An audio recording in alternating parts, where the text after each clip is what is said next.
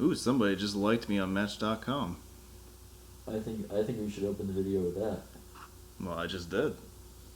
Oh. So hello, listeners from Match.com. Yeah. Okay.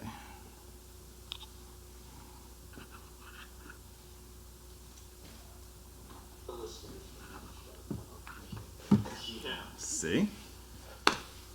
So we could get a feedback loop going here where this just plays into that. We could end up with infinite reverbs. Yeah. See? So we could get a feedback loop going here where this just plays into that. Super delayed echo of sorts. Yeah, what's the delay on that? It's probably about 15 or 20 seconds.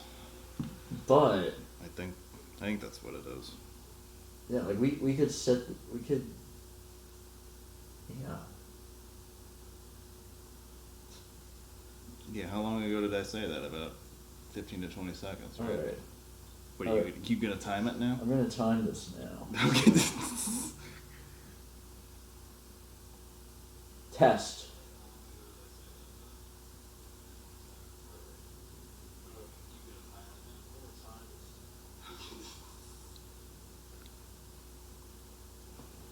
Test. 12.5 seconds. Oh, okay. Live That's... my ass. It's 12.5 second delay. Who came up with this 12.5 seconds? Why was 15 not just good enough? English units versus metric. I see. Okay. Now everybody's gonna check to see what the delay is. No, I'm looking at something totally different. Oh, okay. I thought you had the stream open too. Well, mine's only 12.3 seconds. Okay, I was close before Steve. It wasn't an accident. It was a car fire apparently that was making 80 foobar. Huh. On 80? Yeah. I contemplated taking 80 down here, and as I was waiting to get on, I was like, no, F that, and took local roads. Sounds like you missed the opportunity to see a bitchin' car fire. Perhaps, but I might still be sitting in it, and I wouldn't be here right now. Wasn't your car. Well, no, but I mean, I wouldn't be here still. That's the point. That's kind of morbid. How is that morbid? You'd kill yourself if you were stuck in traffic. It's pretty morbid. No, I meant that I would be stuck in traffic, therefore I wouldn't be here. I didn't see where this was so hard to grasp, but okay. Oh my god. Alright, with Dan out of the room, we're going to try some infinite feedback now. Uh-oh. I didn't see where this was so hard to grasp, but okay. Oh my god. Alright, with Dan out of the room, we're going to try some infinite feedback now. Uh-oh. What are you doing? This was so hard to grasp, but okay. Oh my god. Alright, with Dan out of the room, we're going to try some infinite feedback now. Uh-oh. Really? Are you having fun over there? It's working. That's it. This is going to end up being one of the really flash videos because people get annoyed. We're gonna turn it off after the first 2 minutes and be like, what the My sentiments exactly. Alright, that was pretty cool. Well, that was pretty funny, is what that was. Amazingly, we still have 6 people waiting. That's more than we had. And So that was our trip through psychedelia there. yeah. Cool, so that does work. If you want, we could end the video with that. Yeah, you think so? An infinite feedback loop? Absolutely. Jeez.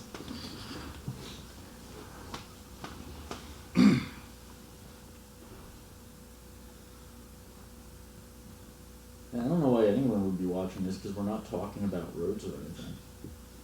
Oh no, that's not at all part of the plan tonight. Yeah.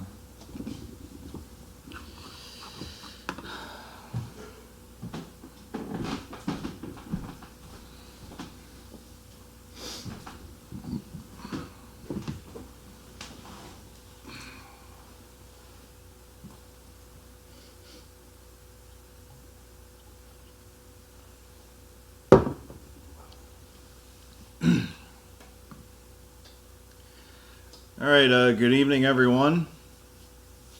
Good evening, Dan. Wherever you happen to be tuning in from. New Jersey. I am your willing host, Roadway Wiz, and I'm glad you guys are with us. I have a modest-sized peanut gallery with me tonight. I'll briefly introduce them. We have sitting to my left Steve Alpert, who you know from past live streams. He's becoming a frequent contributor, and I'm going to probably have to start asking him to pay the rent at some point. He is the webmaster of alpsroads.net. You know him very well from past broadcasts, and it's great to have him with us tonight. I'll be doing sound mixing. Yeah, as you've heard in the last couple of minutes, he's very proficient at doing so. We also have Bill, a local resident of northern New Jersey, who happens to be in our presence tonight, and he's going to be performing quality assurance of this broadcast. Provided my monitor works. Yeah. Well, clearly he's doing a heck of a job of that right now because the monitor is not working, but we'll see if we can get It's that. like my grandfather. It's dead at the moment. At the moment. One never knows. Oh my god. That is morbid. It's hopeful. Says you. Yeah, it says me. So tonight we're going to do the third installment of our Memorial Day weekend webinar series. Tonight we're going to focus exclusively on the bridges that span the Mississippi River between the St. Louis and Memphis metropolitan areas. If you were with us for our last couple of presentations, we've covered the roads of those two cities quite thoroughly, and it became pretty evident early on that a separate presentation would be necessary just for the bridges. So there's a lot of them to get through, so we're going to do the best that we can to navigate our way down the Mississippi and cover all these bridges, and also give you some insights into their construction and their service to the region, both on a national scale and a local scale.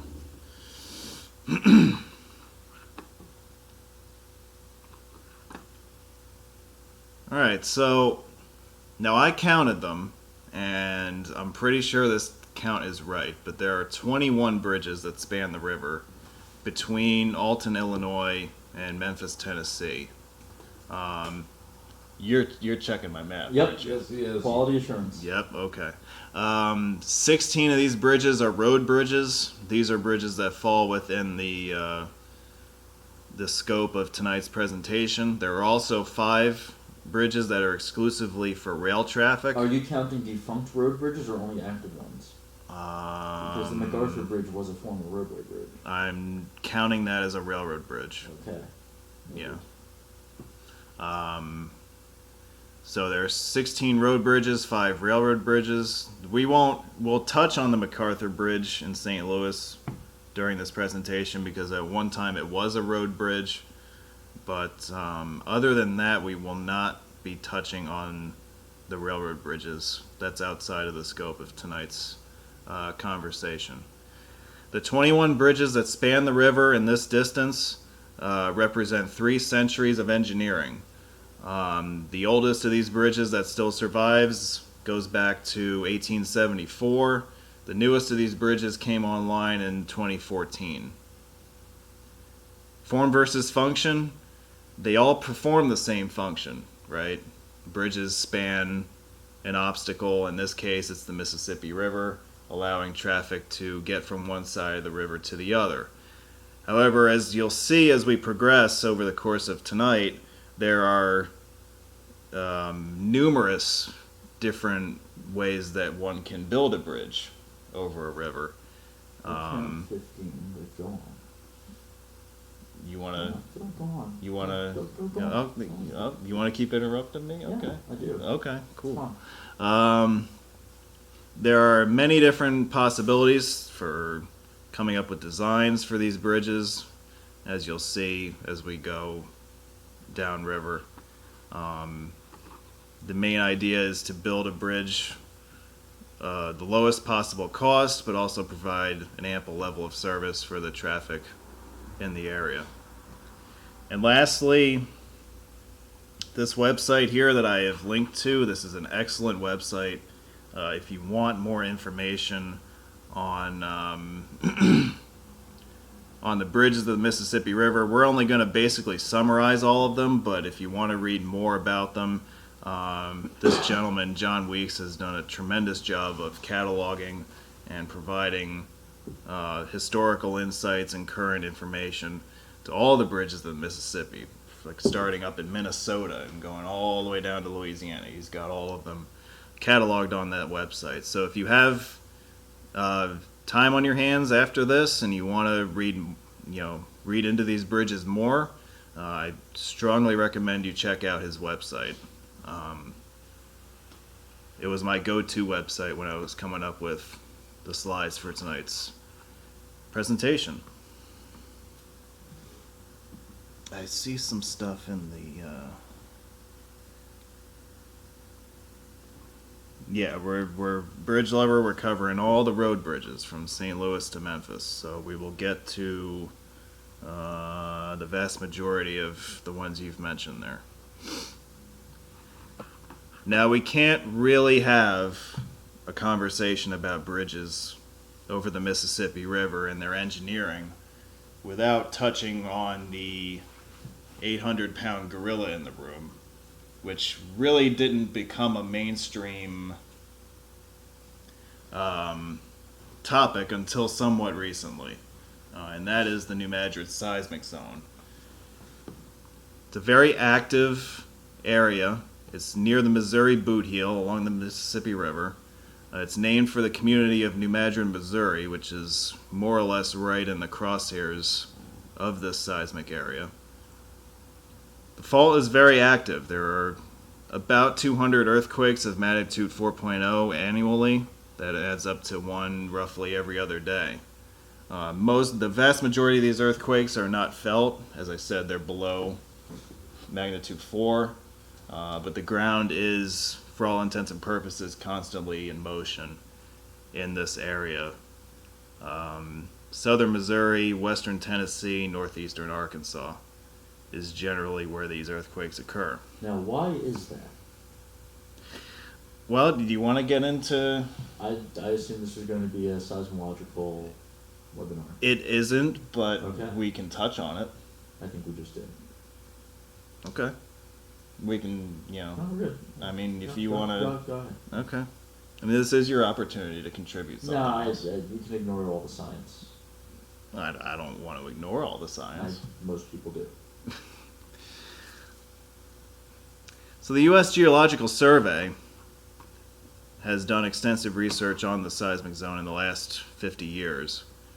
And based on past occurrences of major earthquakes in the area, they expect that the probability of a major event, magnitude 7 and above, is anywhere from 7 to 10% in the next 50 years.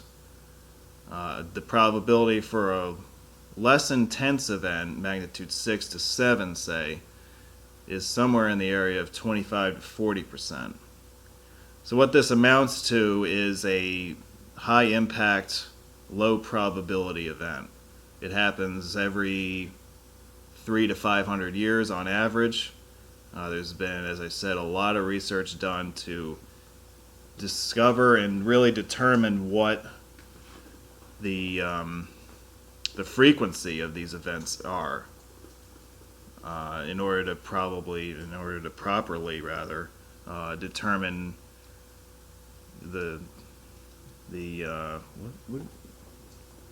yeah, never mind. Sorry, I got distracted there. I'm sorry. I'm handling social media for this. Don't worry. Are you? Okay, Yeah. thank you. Got to get you to do something.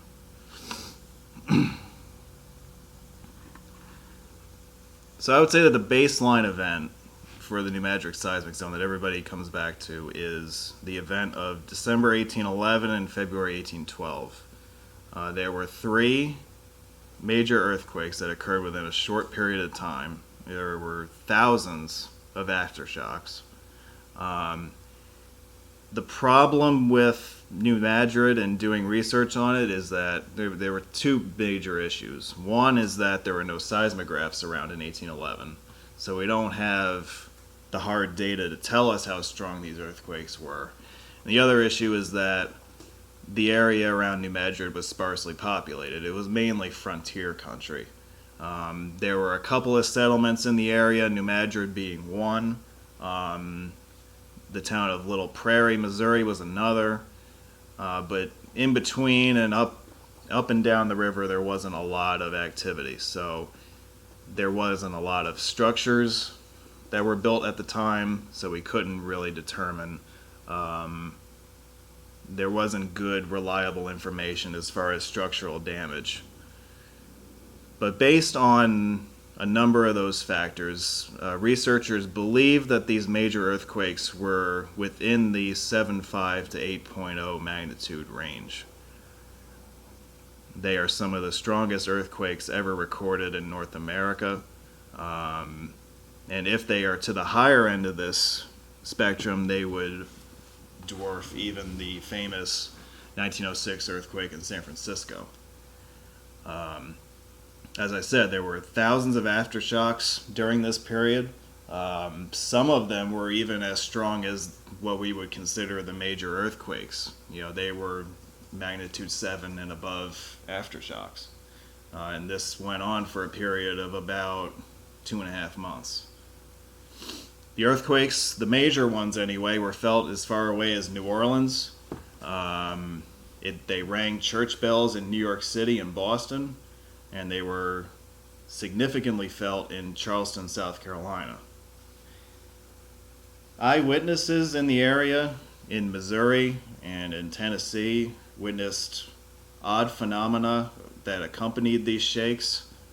Sand geysers were noted, and they were actually quite common. Ground fissures, sinkholes would just open up out of nowhere.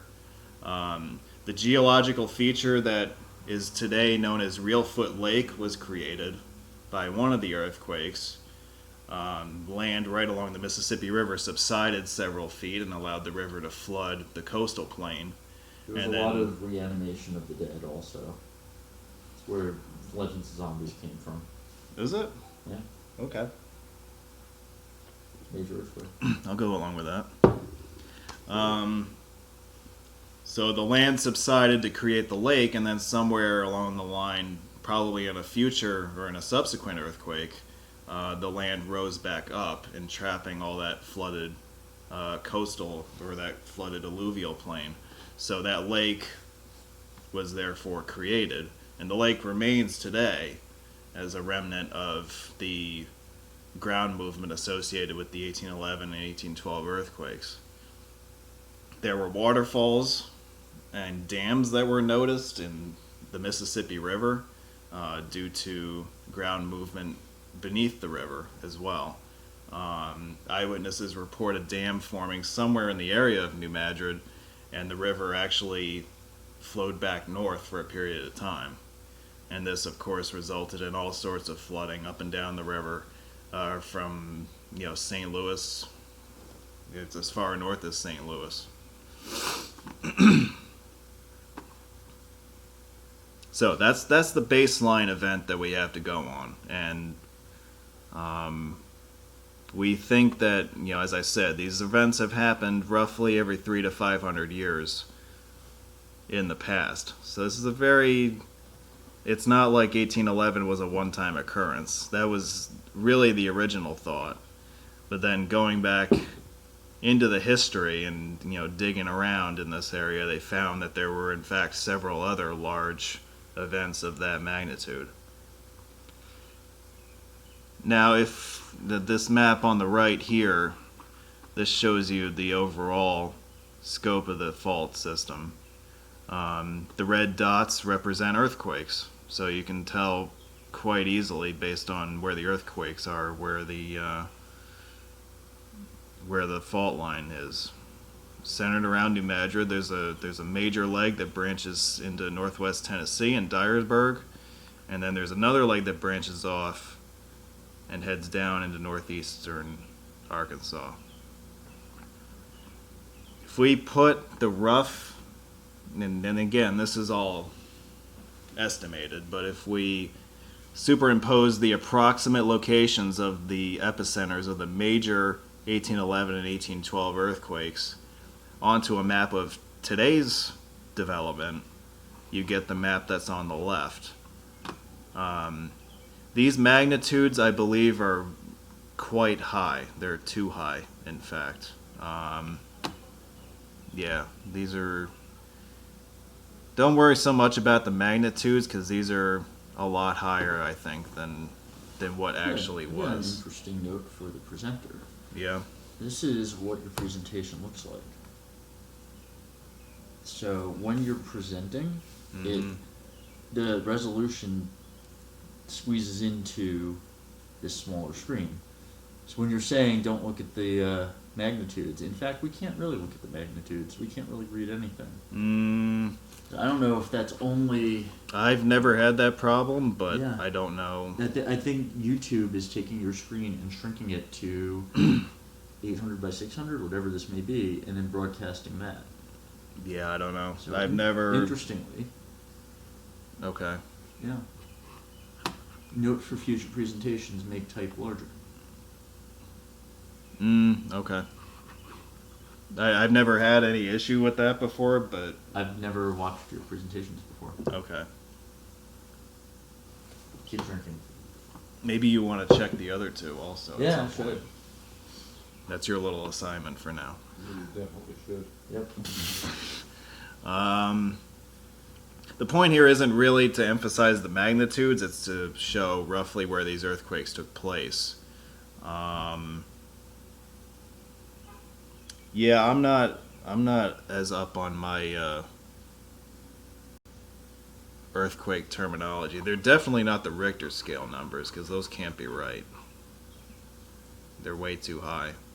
But you notice here, the progression of the 1811 event, you have your first major shaker, and then you have two more shakers of roughly equal intensity, in the 7.5 to 8.0 range, giving you 3 of these within the first 12 hours. And then obviously we're not including the aftershocks. So MS is the surface wave amplitude, and that's always got a value of between 5 and 8.5. So something above 6 is a large shallow event, but it's not necessarily related to the earthquake magnitude that we know of. Okay. Because I got an MS value of 8.8 on this one. Right. That's not what we typically consider a magnitude. Okay. No, So, that's yeah, good. That's not an 8.8 earthquake. Yeah. Okay, that's good to know. So the USGS has also developed this map, which is a rough approximation of the damage map in the event of a repeat disaster in today's United States. You can see that under the catastrophic damage period, we've got major metropolitan areas. We've got Memphis here, we've got St. Louis, even as far away as Louisville, Kentucky, Nashville, Tennessee, Little Rock, Arkansas. So this is not just a localized event like you see in California. This is a major event that would wreak havoc in several states. I think 8 or 9 states would be impacted directly. And it would be a major long-term issue. Not just because the quakes could go on for months at a time, but also the recovery would take years. So, so with the backdrop of New Madrid and the all the impacts of that, yes. I have one question to bring up to you from our listeners here. Mm-hmm. We were asked, are we going to touch? What about the Grand Tower Pipeline Suspension Bridge? Was that counted in your 21? No. Okay, so it's 22 now. And the other question from the bridge lover is: Well, it's 21 that carry traffic. of some sort? Yeah. Well, pipelines could carry materials. Are we going to touch on the two bridges that are sharing piers with the Memphis-Arkansas Bridge? I wasn't sure that there are bridges sharing piers, but there are bridges immediately parallel, but those are railroad bridges. So I assume we're not touching on those. No, we are. Okay. We will touch on those. There you go, the bridge lover. Yeah. Yeah, they are in Memphis, so we gotta talk about them. So, I've laid the groundwork for some of the stuff that we're going to talk about as we work our way south here on the river with the seismic zone and a little bit of earthquake engineering. So with all that in mind, let's start getting into some of these bridges. First up, we're going to start in the north suburbs of St. Louis. This is the Clark Bridge, built in the 90s. It's relatively new, opened to traffic in 94. It was the subject of a PBS documentary called Super Bridge that premiered in 1997. I do remember it very well. It was one of my first favorite engineering-related documentaries. And in fact, it still sits on my DVD collection today. Unique and problematic design. So this is a bridge that featured an unusual stay cable layout that had never been attempted before anywhere, at least not in the United States. And it probably is going to be the only bridge that ever attempts it because it has proven to be a maintenance nightmare. If you notice, the top of the tower is more or less its own cable saddle. So the cables come up from deck level, sling over the top of the tower, and then come down the other side of the deck as a single unit. And that top of the tower, as I said, is exposed to the elements, which is generally not a good practice. But well, it was stated as such in the documentary that the idea behind this bridge was that it was the most economical option for the body of water that was being crossed. Economical is generally not what you want to do when building a major bridge. Yeah, it's not. It's a very lightweight design. The question is, over time, will it prove to be as durable as some of the other bridges that have been built over the river? But those are only questions that you can really answer over decades of study and observance. Seeing before there was a truss bridge. In fact, there were two truss bridges, a railroad and a parallel road bridge. Yeah, so this bridge replaced an old truss bridge that dated to 1928. It was a 2-lane bridge, very narrow, no shoulders. So the US 67 has run through Alton, Illinois, I think, since its inception. It's followed the old Clark Bridge. The old Lewis Bridge over the Missouri River is, I think, a similar design. But that one had been replaced in the 80s. So the Clark Bridge was the last bottleneck. It was the last piece of building a 4-lane US 67 between Alton and St. Louis. This is a nice picture of the Clark Bridge overall, and you can see the river was quite high when I was in town. The park in the foreground is underwater. This is what the river looks like at major flood stage. I think at St. Louis it was about 12 feet above major flood stage. And Thank you. and it was very, very difficult to get pictures of a lot of these bridges because you got to get up right to the river, but a lot of the overlook points are underwater. So I did the best I could to get enough pictures for us to have tonight.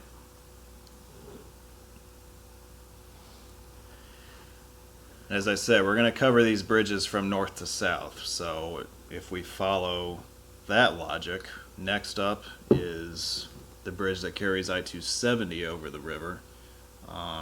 This is It's not that new anymore. It was built in 1967, but it's still referred to as the new Chain of Rocks Bridge. It was one of the few bridges that was not adversely impacted by the Great Flood of 1993. The old Clark Bridge and several of the bridges downstream from St. Louis had to close during that. The new Chain of Rocks was built up much higher on the approaches, so it was not affected by the floods like some of the other bridges were. So what is the Chain of Rocks? Do you know what the Chain of Rocks is? I know what the Chain of Rocks is. Okay. Do you know what the Chain of Rocks is? I actually do not. Okay. So north of St. Louis, about 10 miles north of the city, there's an area where the riverbed shallows. There's an area actually of rapids when it's not at flood stage. And the bedrock is very shallow. It's more or less right below the mud line. So it wasn't practical to dredge a deeper channel. The rapids and the shallow rock formations in that area became known as the Chain of Rocks. And in order to bypass, or in order to allow river traffic to get through this area, because up until somewhat recently, the only time that river traffic could get through this area was at times of high water. They dug what is known as the Chain of Rocks Canal, which is a bypass of that area of the river. Roughly from just south of the Missouri-Mississippi confluence and running to a point within a short distance of downtown. It's about a 10-mile canal that they built, and there are locks and dams and all that stuff that are associated with it. But all the river traffic that's heading north of St. Louis will head through the Chain of Rocks Canal. Now we do. And in fact, I meant to do this from the start, but we're going to do the videos as we go this time, because I don't want to save the videos for the end. I want to kind of go this time, because I don't want to. Would you please stop playing around with the audio? Come on now. We're going to start on the Clark Bridge.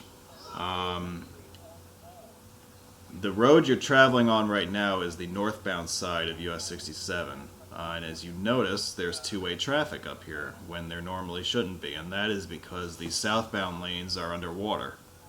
As I said, we're at major flood stage at this point. The southbound lanes make up the original two-lane roadbed. Part of the construction of the Clark Bridge in the 90s was to build another roadway, not just to create a four-lane highway, but also to build a roadway that was much higher in elevation so that it wouldn't flood even in a major event such as this. And by the way, I think the Mississippi at St. Louis crested around 46 feet this week. And to give you some perspective on that, in the flood of 93, the river crested at 49 feet. So I believe that's the second highest all-time crest in St. Louis. So what are we listening to right now? What, on the radio? Yeah. In the background?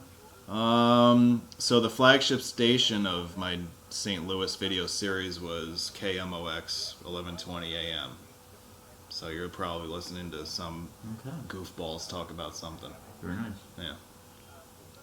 By the way, they were the radio home of the St. Louis Blues in the Stanley Cup Finals. That's right. If any St. Louis Blues fans out there are watching, congratulations. It was awesome watching Boston lose a championship finally. So, kudos to St. Louis. I'm proud of you.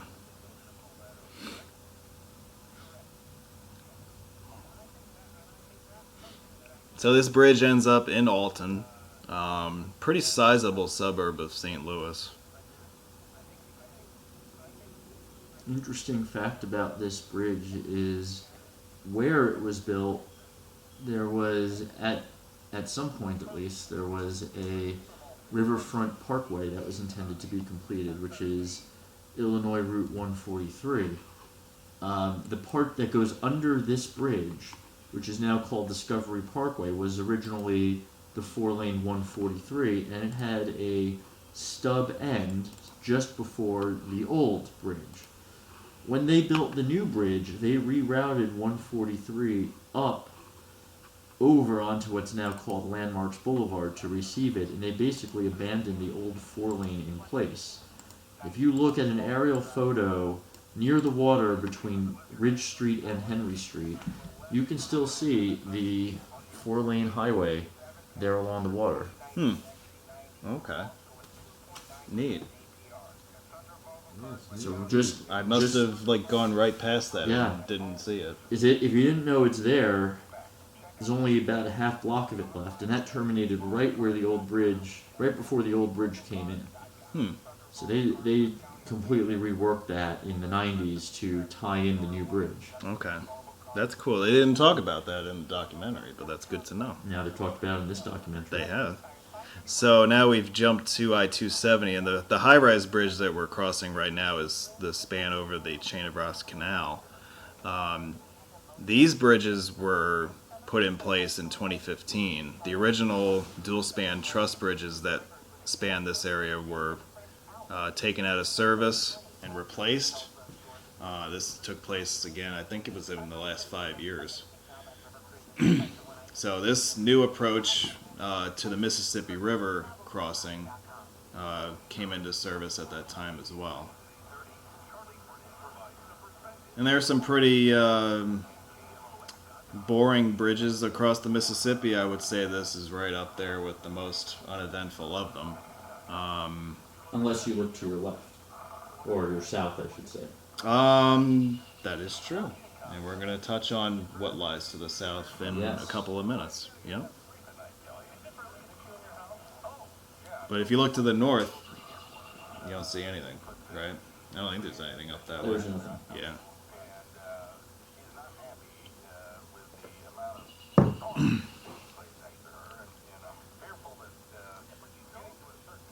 And as you watch, as we go over this bridge, narrow lanes. Well, I don't know if the lanes are narrow, but there's no shoulders. It's pretty frequently a choke point for traffic along this highway, because a lot of this traffic is long distance that takes this highway, because you can easily tie back in with I-70 at either side of the metro area. You get a lot of traffic heading, well into Illinois or Missouri or beyond. They've already gone out of their way to address the Chain of Rocks Canal bridges, which were of a similar dimension. They were narrower than most bridges today. So I gotta think at some point they're going to address this one. But we shall see.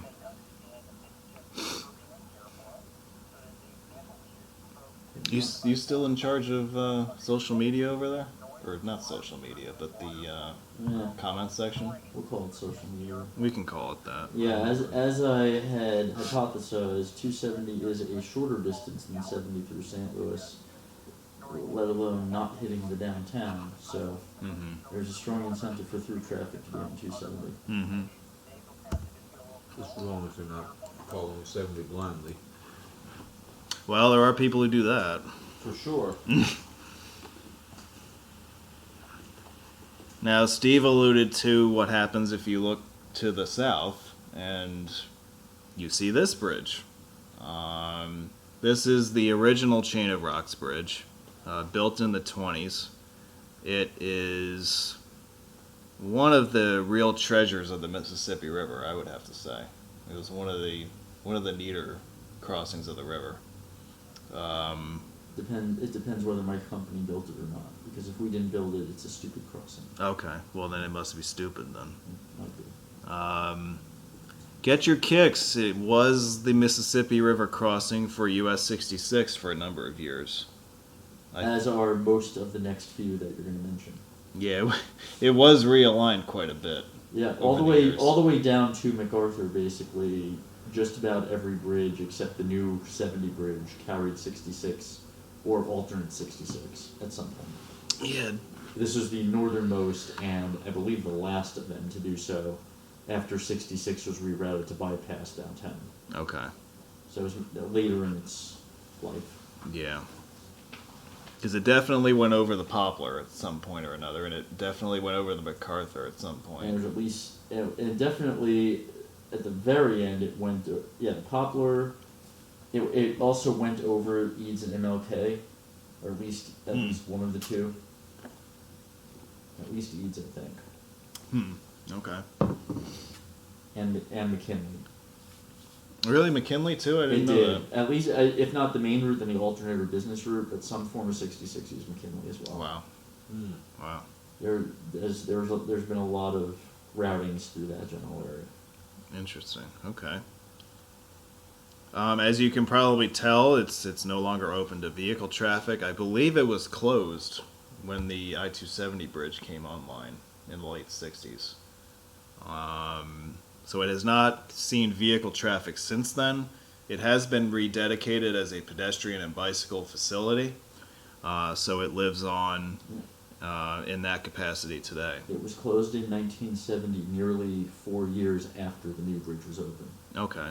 So it survived I figured, for a little while. yeah, I figured it once the new bridge opened, its usefulness for vehicle traffic ended. Yep. Yeah. So the interesting feature of this bridge is its design. Not necessarily its cantilever design, but its alignment design. And I'm going to show you the bend in the bridge right in the middle of the river. Now this happened because the private company that was charged with building the bridge bought up parcels of land on either side of the river that were not directly across from one another. And their original idea was to bridge the river at an angle to the shipping channel. The Coast Guard came back and said, no, you can't do that. Your main navigation span must be perpendicular to the shipping channel, which is standard practice. I'm not sure why these guys didn't get the memo on that, but that's what happened. So in order to get around that, they had basically the two ends of the bridge start off from different angles of each other. The main, what we would consider the main span, does in fact cross the shipping channel perpendicular to it. And then the approach span, which you're looking at right now as it heads towards the west bank of the river, approached from the other angle, and where the two met in the middle, they built a pier, and there's this, kink, if you will, in the deck, which is about a 22-degree bend in the river. Very difficult to navigate, even in a car. There are accounts of all kinds of issues, like vehicles getting stuck, trucks getting stuck, not being able to make the curve. It was quite a notorious bridge just for this design anomaly.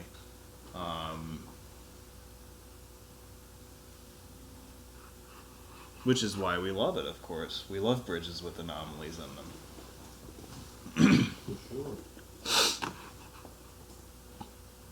So anyway, this curve isn't much of an issue if you're a walker or a biker, but it was an issue for cars way back when, and I would like to think that was part of what hastened the demise of this bridge. It wasn't working anymore. As cars got bigger, trucks got bigger, you can't navigate this in a modern day vehicle. So, why did my screen just go dark? Okay. Sorry, I don't know what that was all about. Mine has been dark. I think it was briefly trying to Yeah. share itself again. Yeah, no, I think we're back. And then I Yeah. just get a message that it's going to sleep. Yeah. The first noise was, oh hey, I discovered a monitor again. The second noise was, no, it didn't. Is that what that was? Yeah. Okay. Yeah, and now it's taking his dirt nap. Yeah. And now I'm learning that there was a Union Army balloon corps in the Civil War, which is why the Union won. What? This all has to do with bridges. Yeah, okay. They had to Sure. cross some bridge All right. somewhere. Okay. As long as you're paying attention to the comments section, I don't care. I stopped caring about the comment section a long time ago. You did? That's Well, maybe funny because you've been responding. Yeah, so bridge lover, yes, navigational hazard, we all agree. Okay, good. It's Saturday, I don't have to engineer right now. Oh, God. All right.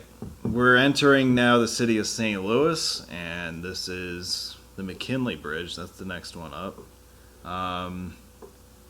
Several of the bridges that span the Mississippi in St. Louis are at least 100 years old.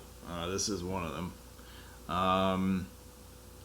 Named for the president of the Illinois Railroad Company that operated the bridge, whose name was William McKinley. No, it's not that William McKinley. He didn't get shot. He was never president, but his name was William McKinley, and he has this bridge named after him. Are you sure it's not the U.S. representative from Virginia or the U.S. representative and senator from Illinois? That's or the the one. Speaker of the Illinois House of Representatives? The senator from Illinois. There are two senators from Illinois. There's a William B. McKinley, who was U.S. representative and senator. Then there was William B. McKinley. The one who lived Yeah. contemporaneous with this bridge, Yeah. whichever one that was. Apparently there were two William B. McKinleys who were Illinois politicians. Oh, God. That's not confusing at all. Okay. No, not in the least. Yeah, but this is the William Brown McKinley, who was an Illinois representative and senator. Yeah. Yeah, that sounds right. So, yeah. Okay. William B. McKinley as opposed to William McKinley. You're welcome. Thank you. Yes, thank you. Thank you for that quick search. Yep. This bridge has gone through a few different phases of use. I believe it was built as a railroad bridge, and then the road deck was added later, or something along those lines. And then it gradually became an exclusively automobile crossing, and then it was closed because the city of East St. Louis couldn't pay their debt that they owed for maintenance bills for this bridge, so it was actually closed for a number of years. And then the approaches to the superstructure were replaced somewhat recently, and then the bridge was reopened to traffic. And so it's under that iteration that the bridge carries traffic now. The superstructure has not been altered. It's still the original structure. And so if you want to see what it was really like, you know, as far as the original construction, you can still get an idea of that. This says it was opened in 1910, and it carried railroad and vehicular traffic. It did carry both, okay. I'm not sure. It definitely carried vehicular traffic in the 20s. I don't know if it still is that way.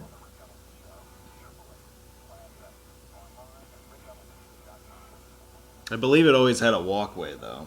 That's very possible. Yeah. So this approach that you're driving on is not original to the bridge. It was built around the time that the bridge reopened to traffic. So this approach is only about 20 years old. All of this suggests that the bridge opened in 1910 to all traffic. Then it was purchased by the city of Venice in 1958. Railroad service discontinued in 1977, although the railroad tracks remained until 1994. Illinois Department of Transportation finally closed the bridge in 2001. Discovered radioactive waste in 2003. In the Missouri side, the Missouri half of the bridge was auctioned because of unpaid taxes and nobody bid on it. But they turned the entire bridge over to Illinois to solve that problem and reopened it in 2007. Oh, so it was Missouri who didn't pay their taxes? Yeah, Missouri. I thought it was Illinois. It's all Okay. Missouri. Okay. Yeah, Venice is on the Illinois side, so despite them owning it, Missouri and St. Louis never paid their half of the taxes. Probably Okay. did not do their half of the maintenance either. Probably not. That's a fair assumption. Yeah. Especially considering that the Missouri approach partially collapsed while they were restoring it. That'll do it. Yeah. So yeah, I think we can blame Missouri 100% for the problems of this bridge, Okay. and we can thank Illinois for bringing it back. All right. Sounds reasonable. Yep. Illinois refuses to pay their taxes. So Again, no shock. So just remember, all you listeners, this is downstate Illinois, not the evil liberal bastion of Chicago. So I don't want to hear any flames from your conservators. I didn't Yeah, say but that. this is not Cook County, Illinois we're talking about. Or the vicinity of which.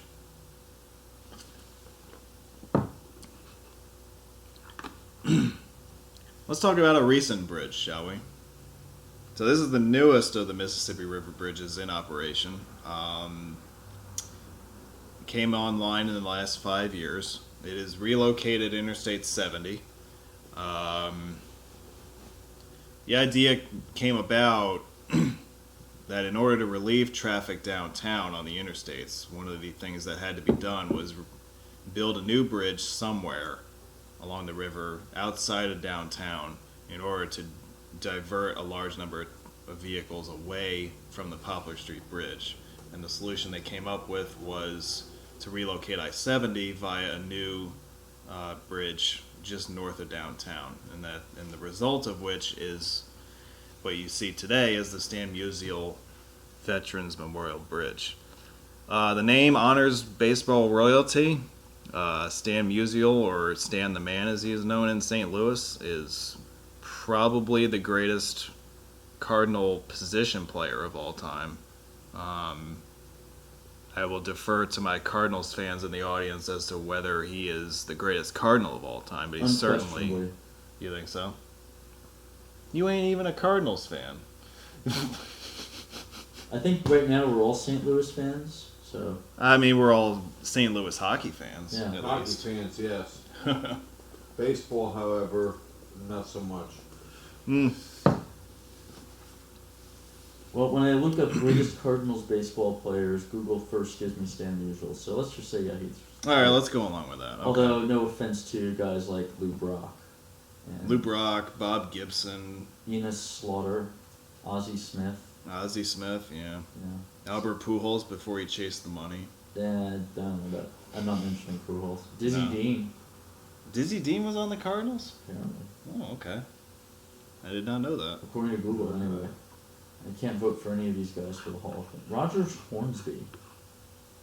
So yeah, I don't think we cannot automatically pronounce Musial the greatest, but I think he generally comes up the most if you ask Cardinal fans. Yeah, he's definitely like one of the first two. Most loved.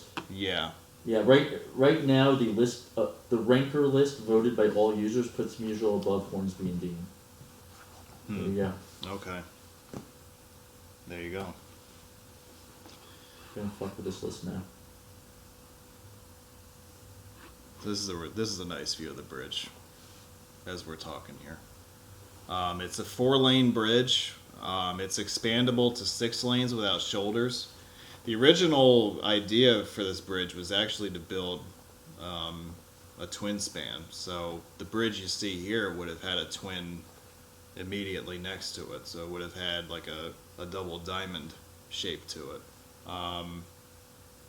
When that iteration of the project was proposed and there were no bids that were anywhere close to the estimate, Missouri decided to scale down the project into the iteration you see today. However, I believe, and I'm pretty sure that this is the case, that there is right-of-way available for an expansion in the future should it ever be necessary. But we're talking many, many years from now that would ever happen. Well, I could tell you it's not going to be on the north side. There's a giant plant adjacent to the highway. Is that right? I forget the exact alignment of this, but Looks I like think they it left was. some room to the south. Okay. They've moved some stuff out of the way if you have to go over everything. Mm-hmm. And that would line up better with the eastbound lanes. So, yeah. I think if they're going to have a second span, it would be parallel on the south side. Okay. So the stand span was designed for a 150-year service life. And since the last major earthquakes in the Madrid Seismic Zone occurred over 200 years ago, there's a considerable percentage chance that this bridge will be subjected to a new Madrid event sometime during its service life.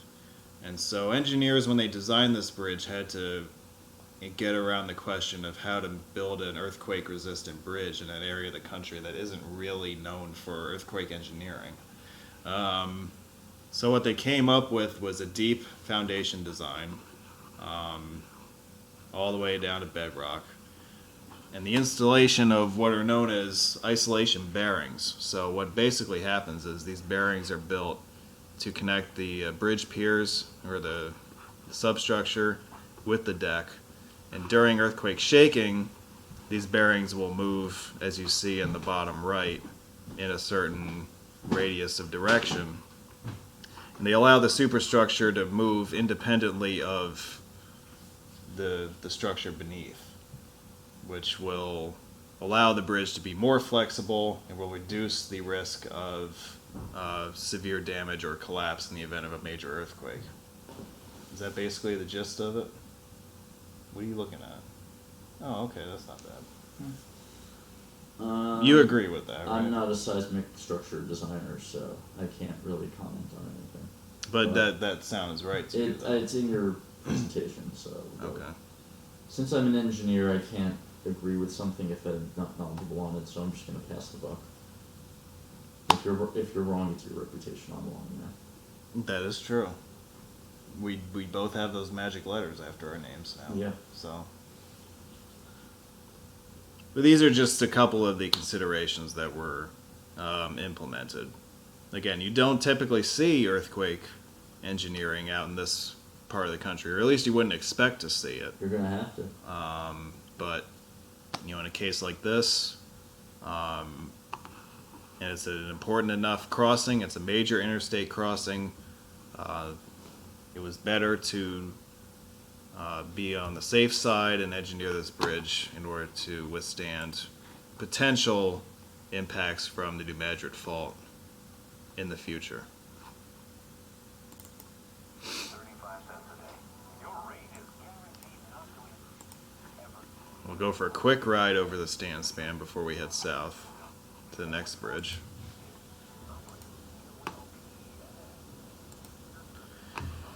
The bridge in this alignment of I-70 came online in 2014. It's a very nice drive. Have you been on this yet? I've been on every bridge in St. Louis. Have you? Oh, Okay. yeah. So you still have done one better than me then. I don't know which one you haven't done. I didn't get to drive the MLK. Oh yeah, it no, wasn't- I did a one-way loop on Eads and okay. Okay. Yeah. And I had to come back a second time to do 70. I I've see. also walked up the approach of the old MacArthur Bridge, which doesn't really count as crossing it, but at least I'm still on it. Well, and it doesn't exist anymore, so that's... Well, it does, but the roadwood part, The part that you walk doesn't exist anymore. the part that did they tear down? They did tear down that approach. No, that's right. Yeah, it's all gone now. Yeah. I didn't go very far on it, but I think the east side, it's still there. It's just if you park your car to walk it, your car won't be there, and then when you get back, you won't be there. But other than that, feel free. It's at the corner of 10th Street and Piggott Avenue. Don't mind the empty lots and the people staring at you in the middle of a weekday. I got stared at on a weekend, but okay. Yeah, you're gonna get stared at no matter what you do. But Yeah. the approach is still intact all the way from Illinois 3 east down to Grade. So it's walkable if you don't value your life. Okay. That's good to know. All right, that's East St. Louis for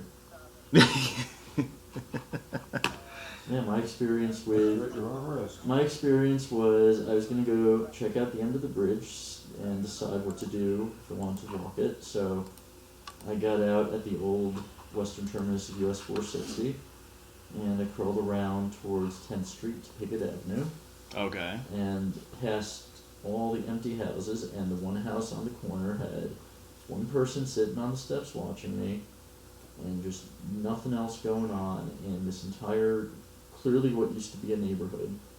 So I circled around, took some nice photos, and got the fuck out of there. I would love to walk up on that bridge, and I would love a police escort to do so. Well, why don't you contact the St. Louis PD and East see if St. they'll Louis. take it? Is it East St. Louis? I'm not Louis sure. St. I'm not Louis. sure they even have police. I'm not sure either. I'm not sure St. And- Louis has police either. And I'm not sure they'd be responsive even if they did have police. Nah, So, not willing to risk it. Yeah.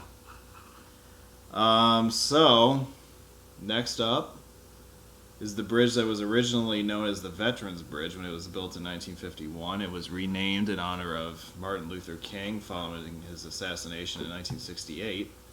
Political question: do you think that's disrespectful to veterans? And do you think by answering that question you could be insensitive to people of other races? I'm going to take the second answer option and move on.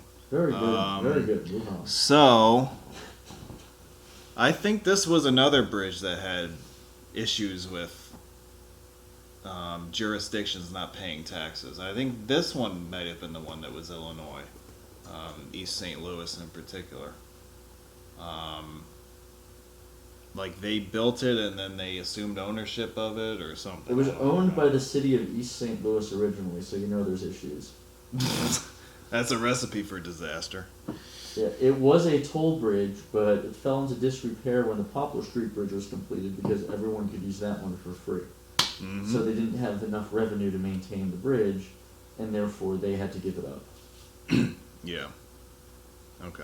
The toll was only removed in 1987. Oh, okay. That's pretty ridiculous. That's within your lifetime, not quite mine. So yeah, this bridge has had quite an interesting history with financial problems. It's actually currently closed for a major project that involves the ramps connecting the bridge with Interstate 70. Originally, Illinois DOT estimated that the project would be complete around July of this year. However, they recently announced that this project will not be complete until next year. It was So- originally supposed to open in January. Was that? It was originally January? Then they pushed it to July. Okay. So they lost a year somewhere in there, and we're not really sure why, but that project has not gone as per plan. It's a really interesting truss bridge, though, I gotta say. Let's try to throw in some Union Army Balloon Corps facts as we continue. Well, this would be a good time to talk about it, because the designer of this bridge, Captain James Buchanan Eads, was a member of the U.S. Navy. The Balloon Corps had nothing to do with the Navy, as far as I know. Well, now's your chance to throw balloon core facts at us. The hydrogen gas generators for the balloons were built at the Washington Navy Yard. So there is a tie in there, in fact. Well, they weren't made in St. Louis, so there's not that much of a tie-in. Oh, Navy, Civil War. Yeah. Also, I came upon this because of the Chain Bridge in D.C., which is unrelated to the Chain of Rocks Bridge. That is true, yeah. So, Okay. we'll continue. So the Eads Bridge is named for its designer, who, as I said, was a captain in the U.S. Navy, and had the guts to come up with the idea of building the first bridge along the Mississippi River at St. Louis. It is one of the nation's oldest surviving long-span bridges. It opened to traffic in 1874. It has gone through a few different iterations of use, like the McKinley Bridge that we already talked about. It currently carries an upper level of 4-lane roadway, and the lower level carries the St. Louis Metro light rail system, which connects East St. Louis, with downtown, and with St. Louis Airport. And in my estimation, just as an aside, that seems to be quite a useful application of light rail, but I don't want to get too deep into it, but Let's see if this light rail is profitable. No, it's not. Well, I don't think there's any light rail that's profitable. Yeah, so I don't think there is it's such not a really a good application. Oh, okay. You're judging it that way. Oh, okay. I would think so. All right. That's how I judge all light rail. Again, the river was at major flood stage when I came through, so usually the bridge is not almost partially underwater like it is in this picture. But you get the idea. It's a 3-span arch. Very, very brave engineering in the years immediately after the Civil War. You know, those years after the Civil War gave us, well, I mean, the Cincinnati Bridge was under construction at the time. You had the Eads Bridge built, and another Union Army alum, Washington Roebling, built some bridge over in Brooklyn. So there's a lot of interesting stuff that came out of the gentlemen who were involved in the Union Army and Navy. Unfortunately, there's no tie-in between Roebling and the Balloon Corps. No, he wasn't involved with that? No, the Balloon Corps was part of the Army, though. The Roebling did not, in fact, fly any balloons or design them. I think Roebling was at Gettysburg, wasn't he? That I don't know, because I'm not looking at Gettysburg. I feel like he was. He was in a lot of major events that were more than skirmishes. The encountering the Union's successful balloons, the Confederate Army came up with balloons powered by pine cones. I'm not making this up. You know, if you said you weren't making this up, I would have thought you were making it up. But since you said it. Yeah, pine cones. So here's a typical trip westbound on the Eads Bridge into St. Louis. This is actually quite an interesting view that you get.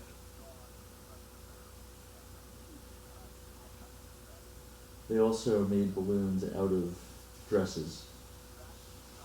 Then powered by... Well, that makes sense. Then powered by pine cones.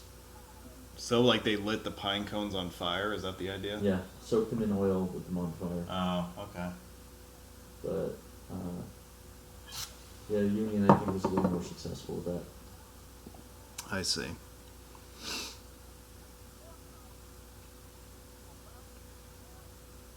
And the hotel I stayed at when I was in town the last night of the trip was this building right here, the Hampton Inn. It was very cool. I had a room on the top floor, which was 17th story. You could see everything from up there. Views. Yeah. It's a great view of I-44. You couldn't see the stand span because a bunch of jackasses built a casino that now blocks the view. But other than that, it was a pretty good view. Well, yeah, casinos, but Which casino is that? blew to piss poor views as a result. Yeah. Okay. All right, Poplar Street Bridge. This is I-55 and 64 over the river. Came online in the mid-60s, roughly around the same time that the new Chain of Rocks Bridge came into use. A recent construction project known as the Slide actually picked up and moved a section of the bridge over so that it could be widened by an extra lane. The new lane plus an improved connection on the I-55 ramps has improved traffic Yes. in this area in recent years, as also has the relocation of I-70 that we already talked about. So the Poplar is a much easier bridge to navigate now than it was about 10 years ago.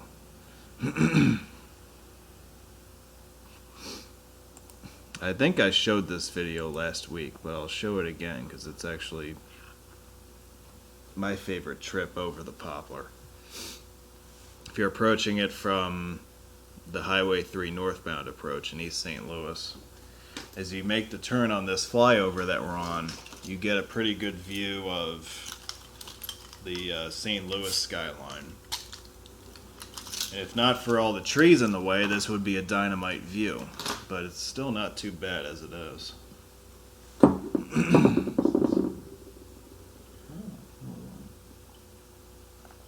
looking at Google Maps right now, which gives you a stellar view as well. There's the arch. Let's see if this shows the arch. There we go. You need the video when you've got. Oh, that's Google not bad. Maps. Okay. Yeah.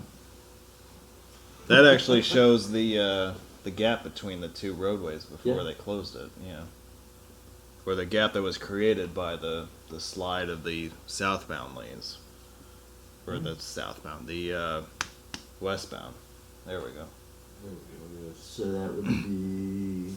By the way, this stub that you see right here on the right here, let me back up. Yeah, right here. This is the old ramp to I-55 South. And they left this little piece in place. Ooh. Obviously, it doesn't connect to anything anymore, but that is where traffic used to exit if they were going to continue on I-55. But the ramp was relocated a bit further to the east, so Oh yeah. you don't have to. It was a much tighter curve, I believe. So they did some work in that Did you area. say in the you last like 10 your years. roadways like you like your women, tightly curved? Okay. I'll take that non-answer as an answer. Yeah, you can. I'm not giving you any more of an answer. That's okay. All right. Why aren't your videos embedded in your PowerPoint presentation? Is that a question from the comments section? It is now. If you want, I can put it in writing. No, that's okay. Huh? I bring up this view to illustrate another example of earthquake engineering. Missouri DOT has recognized that not only is the Poplar one of the more important interstate corridors in the state, but is also one of the bridges that is most vulnerable to impacts from a new Madrid seismic event. Missouri has actually, on numerous occasions in the public eye, made reference to the collapse of the Interstate 880 viaduct in Oakland as the result of the 1989 earthquake out that way, as a motivation for strengthening this double-deck structure which exists in the area of Busch Stadium. Now I want to call your attention to these bulb outs right here as you see them on each pier as you work your way down the line. Encased within these bulbs are isolation bearings that were installed. They were not part of the original construction, but they were installed as part of a seismic retrofit project that was executed within the last 10 years. And again, the point of isolation bearings is to isolate that section of the bridge from the structure below and allow it to move independently from the foundational element in the event of an earthquake. Illinois should not be used as a control city. I Control agree. Cities should be cities. Other Illinois cities. Mm-hmm. Instead all of Illinois instead of other desert cities, right? Yeah, I mean, if it works for California, Hey, it works for them, right? exactly, it should work for everywhere. Really should say East St. Louis. It should. But anyway, this is something that, But is traffic really destined for East St. Louis? It should be. But why?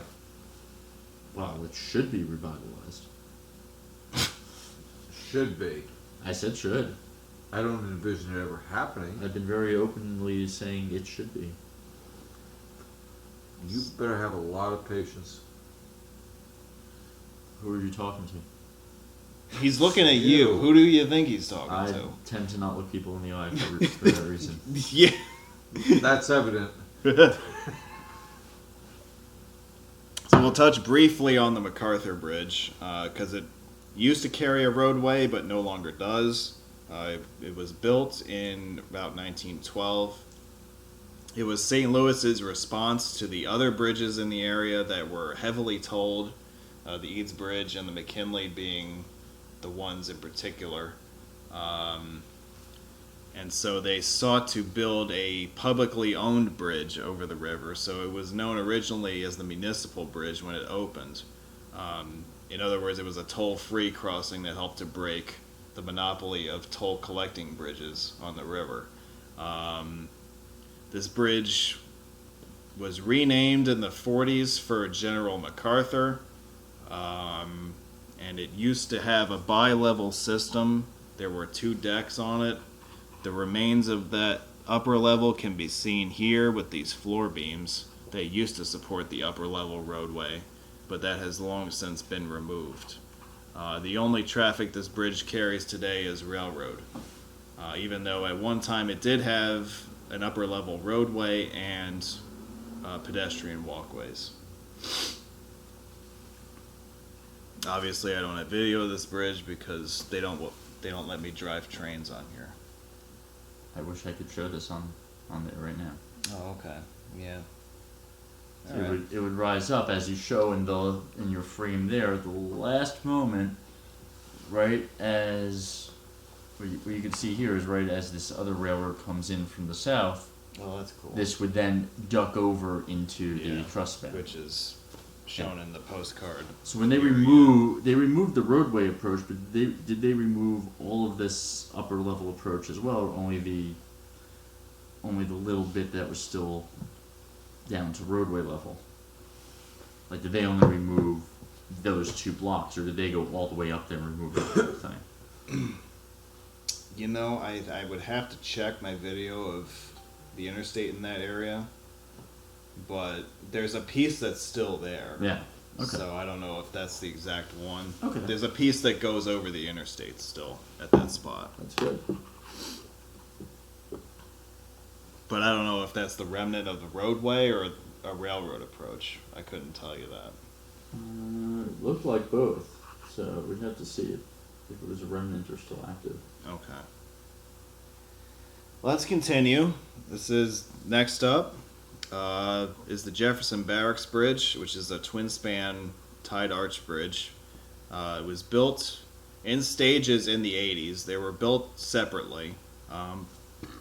There was a US 50 bridge that crossed the river at this spot for a number of years, and it was gradually upgraded into a modern interstate river crossing. I forget which of these bridges was built first, but one of them was built in the early 80s to replace the original US 50 bridge, and then the second span was added around 1990 when the interstate came through. This is I-255. The bulk of the I-255 corridor... The northern bridge was built in 1983, and the southern bridge was 1992. Okay. There you go. So yeah, they were built as separate projects, but they were built as part of the larger Interstate 255 project. Interestingly, the rest of I-255 was not built until the later 80s. So they replaced the US 50 bridge before they did the rest of the freeway. Yeah, okay. All right. What is the Jefferson Barracks? The bridge's name makes reference to the longtime U.S. Army outpost in St. Louis, known as Jefferson Barracks. It's located just north of the bridge. It is today home to the Missouri National Guard. Named for Sergeant Jefferson Barracks. Of course.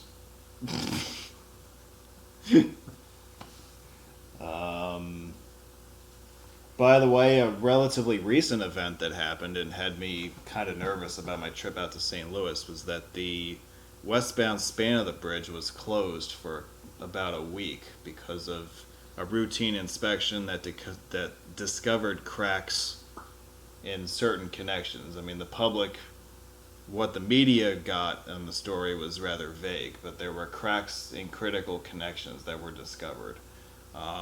There's plenty of crack on both sides of the river. We know there's a lot on the west side of the river. What the status is of these repairs that are necessary, it's not really known.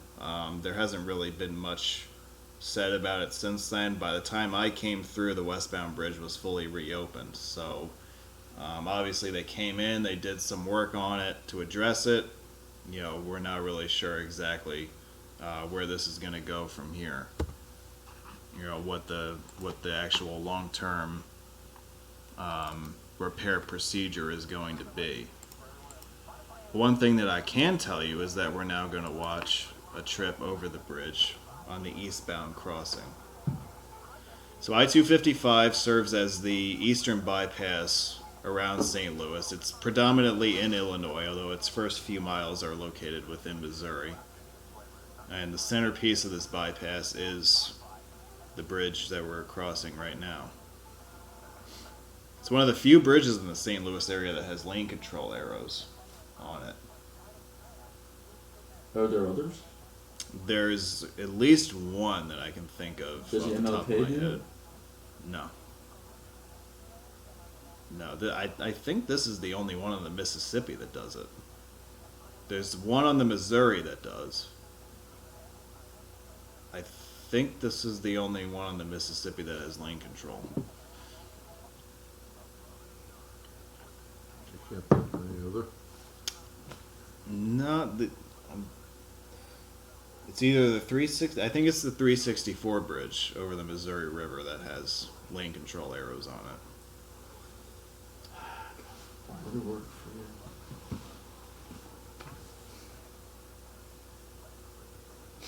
you? Over which of the rivers in Missouri? The Missouri River. The There Missouri are River. many rivers in Missouri. But there's only one named I Missouri don't River. see lane control arrows on that one. I do see 5 lanes in each direction, but I do not see. Yeah, it's the one with 5 lanes in each direction. I don't see arrows. I do see arrows. There it is. Here we Now go. we see arrow. Now we found them. There's one set of arrows approaching the bridge in the eastbound direction. There's more than one set of arrows approaching the bridge in the eastbound direction. I'm not sure there's anything westbound, which just makes me question what the hell's going on. I'm pretty sure they were in both directions. Well, I'm looking. Well, while you keep looking, I'll get into this next I bridge. am looking. You don't have to tell me. In fact, if you tell me, I'm gonna stop looking. But I don't see any westbound, only eastbound. And I'm not entirely sure. What's this? Yeah, they're in both directions. Alright, yeah, see? You know.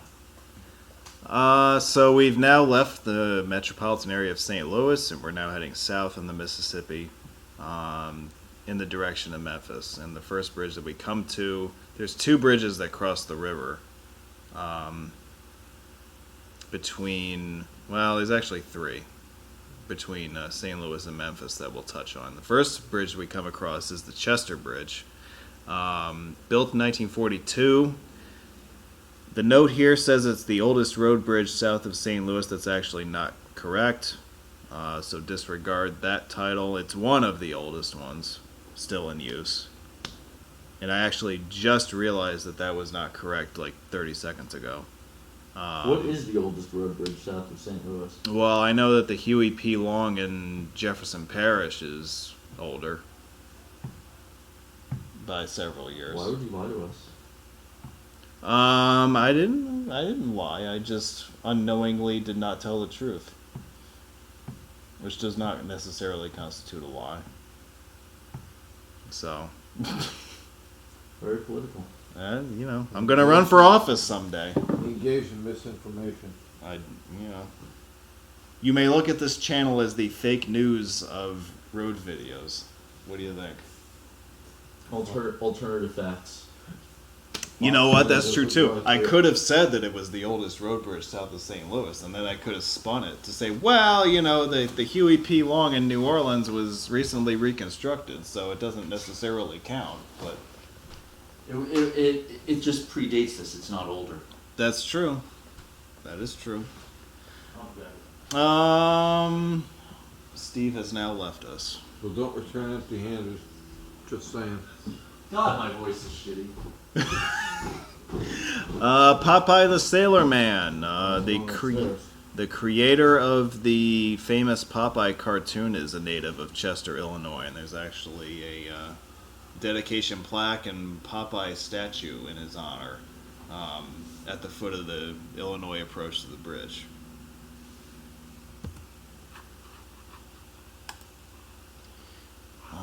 Bridge level, we didn't actually explicitly say any political references.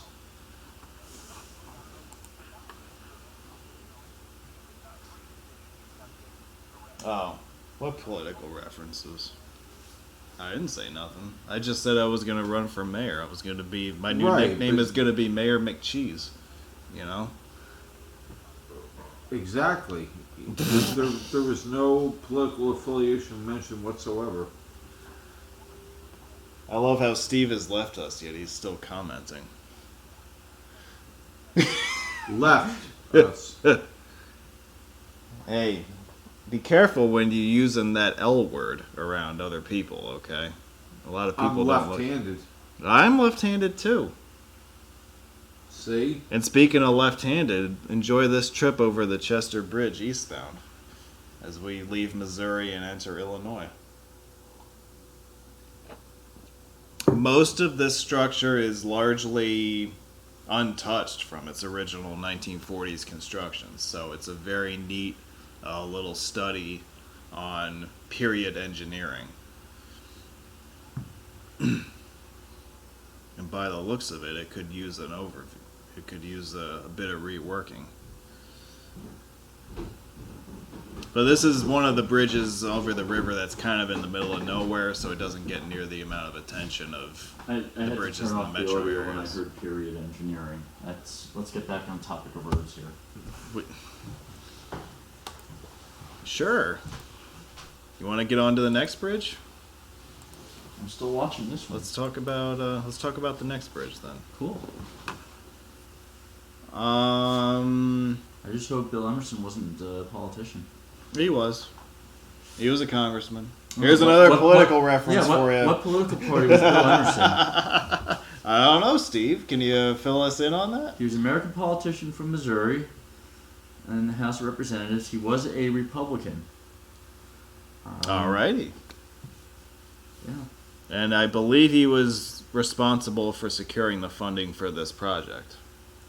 It looks That's like why- he was instrumental in the National Food Security Wheat Reserve, so we know he was a wheat Republican. Well, I don't know what the hell that is, but He okay. was a wheat Republican. That's Okay. You don't know what the wheat reserve is? No, I don't. The Nor Food do I. Security Wheat Reserve was a strategic grain reserve of up to 4 million metric tons of wheat held by the United States for use in meeting emergency food needs in developing countries. Why would you not know that? Are you able in the next 10 seconds to spin this so that it has something to do with this bridge? This bridge is named after the person instrumental in wheat, which is grown in both of the states that it connects. All right, good for you. It was open to traffic in 2003. It is Cape Girardeau, Missouri's contribution to the what I like to call the signature span movement. It is a cable stay bridge, so it falls into that category of what a lot of people like to call signature spans. If you ask me, this bridge is a classic example of pork spending. It has a 4-lane roadway, which was Now we're never... getting really political. Well, I'm just saying, it was never justified in the first place. And actually, if you follow the eastern approach to this bridge, it ends at an intersection in the middle of nowhere. So it doesn't really connect to anything in Illinois. So, but we need a 4-lane bridge, and we need, I see 7 vehicles queuing up to make a left turn at the end of the bridge. 6 vehicles. 7. 6, 7. Yeah, 7. Whoa, is that in an hour? They're all there. They're all there. There's a trip eastbound over the bridge for you real quick. The predecessor bridge at this location was built in the 20s, and it had a 2-lane roadway. I would suggest that this would be a more logical western terminus for I-24. I-24? Oh. Yeah. You head west from there instead of northwest. Yeah, I-24 was stupid. I don't know why Yeah. they built it that way, but It should have followed the Bill Emerson Bridge. it should have gone through Cairo. It ended there. You know? I agree. That would be a more logical conclusion to it. Yeah. Land there is cheaper than anywhere else. As we know. No question there.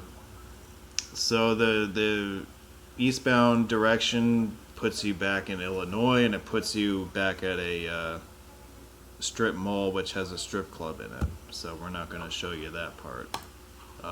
Anyway. Hey, it's the beautiful Illinois side of the Mississippi River. What can I tell you? What can you tell us? I can tell you that we've basically finished talking about this bridge, and we're going to move on to the next one. I hope the next one's also named after a politician. I do not believe Interstate 57 was a politician, but Hmm. maybe you can Google that for us. I will try.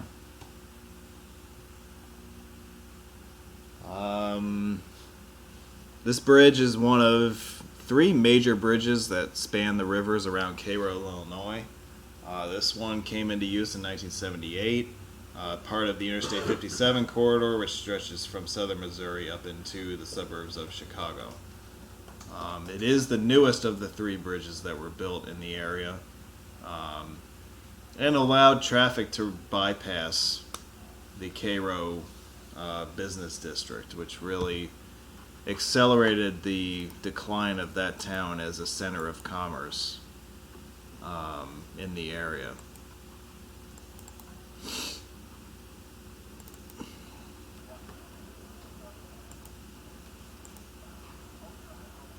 This bridge has an interesting design to it. It reminds me quite a bit of the Francis Scott Key Bridge in Baltimore. It's got a similar superstructure design to it.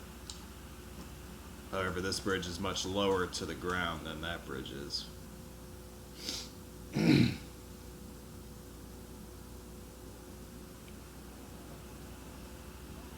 And this bridge is definitely in need of some work, as you can see by the... Francis Scott Key was a staunch proponent of African colonization and a strong critic of anti-slavery. So we just brought politics into this again, Dan. Way to go. You said that he was what now? A proponent of African colonization and a strong critic of anti-slavery. So he was pro-slavery. Very pro-slavery.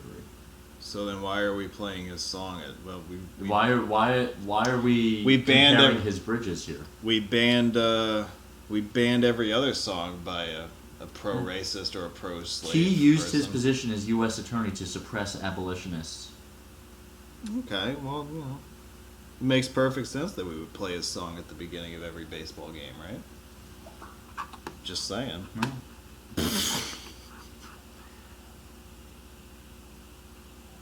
By the way, Steve's the one who keeps bringing up all the political nonsense, not me. So if you're looking for somebody to blame, it's I'm him. trying to bring some historical context to all of these bridges. I know, because Francis Scott Key has something to do with this bridge. You brought that up. I was talking strictly about the design of that bridge. with respect You had this to one. you had to bring that up. Same. I didn't bring up his slavery. Bullshit. You brought up Francis Scott Key. I felt compelled to share the truth. These are the non-alternative facts here. Oh my god. Let's just move on, shall we? Let's talk about the other Mississippi River Bridge at Cairo. This one carries It is indeed beer. US No, 60 that's through indeed I'm just gonna get 62. worse if you give me more beer. Okay, fine. Get him another. Exactly. Get him another beer, will you? Exactly why I should Yeah. take another beer. Thank you. This is one of the older bridges over the Mississippi. You want to try one of these, or? Yeah, definitely. Okay. Is it the oldest bridge over the Mississippi? Because this is directly south of the bridge that you previously claimed was the oldest road bridge over the Mississippi. And it's in your presentation. So. Yeah, that was a slight oversight on my part. But yeah, this one is definitely older than the Huey P. Long in New Orleans, so... Yeah, because Huey Long was not yet governor, I don't think, at that point. I think, yeah. Well, his bridge was built in the 30s. Right. Yeah. Yeah, it was a Depression or WPA. I believe, yeah. I think that's right, yeah. This bridge is located just north of the confluence of the Ohio and Mississippi rivers. The point of confluence is at an area known as Fort Defiance, which was a Union outpost during the Civil War. One of the first people in charge of Fort Defiance was some guy who is known as Ulysses S. Grant, who would go on to achieve much greater things in the Civil War and become president. Yeah, as a Republican. He was a Republican, that's right. Those were the days when Republicans were opposed to slavery. The way to get political down. Thanks, Steve. Appreciate it. So Cairo, Illinois was a town that was built around the confluence of the two rivers, so it was a major trading post. Historically, the confluence of the two rivers has been known as the dividing line between the upper Mississippi and what they call the lower Mississippi. Cairo declined in the 50s and the 60s because of a number of factors. You know, the reduction in the importance of the river as a major transportation route had something to do with it. The construction of the interstate system and the railroad system that largely bypassed the town had something to do with it as well. So Cairo has a population about 1/10 of what it used to have today as a result. And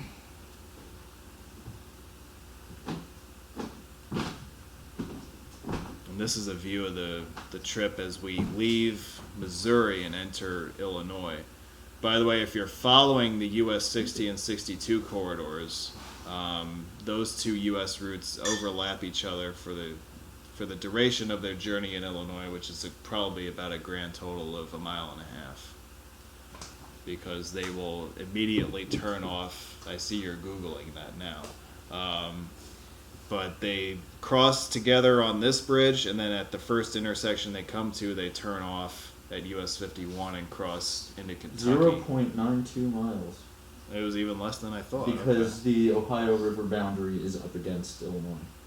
Oh, is that right? It's at the low tide line on the Something Illinois like that. side? Yeah. Okay. Okay. There you go, less than a mile. Alrighty. Like 800s, but still. That is the only safe way to enter Cairo. I would say that there's no safe way to enter Cairo based on what I saw. Going from this bridge directly to the next bridge is pretty safe. Oh, you're talking about that. Okay. Yeah. I see. Yeah, Yeah.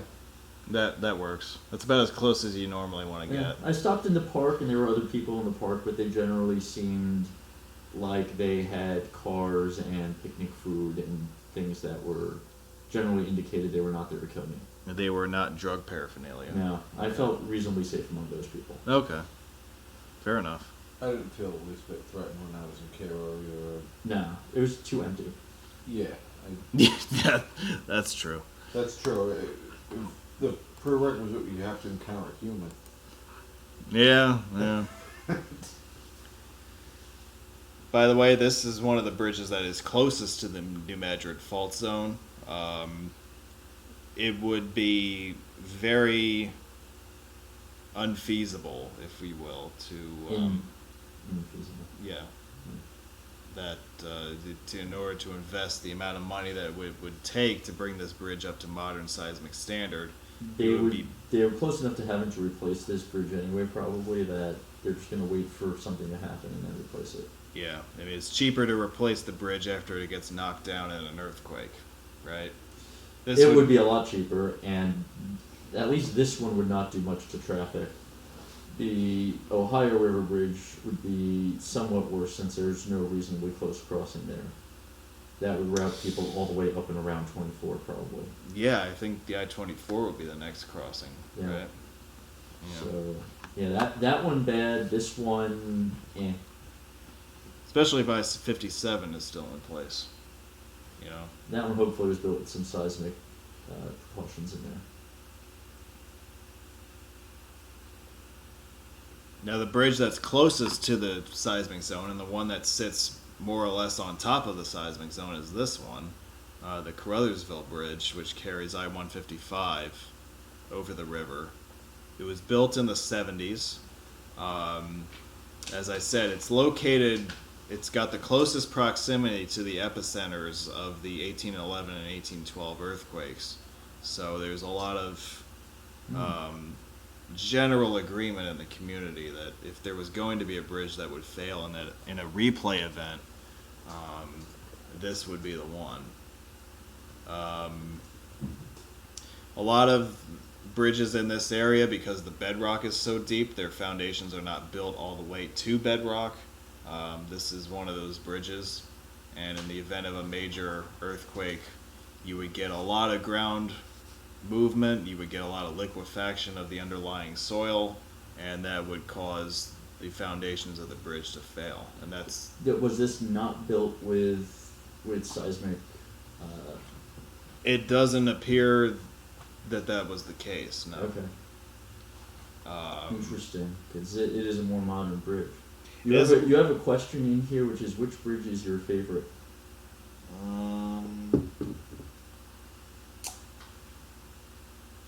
Favorite bridge? Are we talking like... Of the Mississippi. Well, do you want to include the bridges in Louisiana in that? Or do you want to just stick to the ones that are within the scope of this presentation? I would say within this presentation, stay topical. Yeah, I would say I really like the stand span. You like bridges that are most similar to the one you work on. I mean, I do have a soft spot for those kinds of bridges because I do know what goes into building them, I suppose. My favorite is probably Chain of Rocks. I like the old bridges that have bends in them. I just got to drive one of them. There are very few left that you can still drive that just bend like that. So any place that they preserve history like that, I appreciate. Yeah. But the Cairo Bridge would probably be my second favorite just because it's so old. And it's somewhat out of the way, you know. I concur. It's somewhat remote in that sense. It's very well preserved. I also like the Memphis, the I-40 bridge at Memphis. That one's a really neat one. That's a unique structure. You don't see a lot of bridges built like that. I suppose we will get there soon. We will get there eventually. Excellent. I never played the video for this, did I? So let's do that real quick. You know, I could have done that while we were just talking, but let's do that. This is the part of 155 that is not going to become part of I-69. That is correct. Yes. I'll look at that real quick.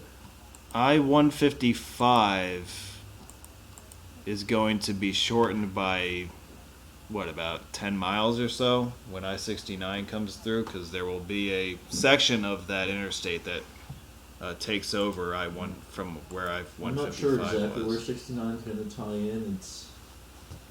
I don't think it's using the 51 bypass at Dyersburg, but it might. So I don't know if it's going to come closer to the river, closer to Dyersburg, and until they start acquiring land for it, I don't think there's any way to know definitively. I could check the EIS and see what it says. Yeah, because the section of freeway north of where I-155 currently ends is going to be interstate. It's going to follow that. I don't know exactly. It'll be a new alignment south of 155 somewhere. Let's see. south from Dyersburg, paralleling 50. Let's see if there's a map. Here's a map. It's a very broad map. They're really cracking map, but Yeah. Well, when you have a corridor,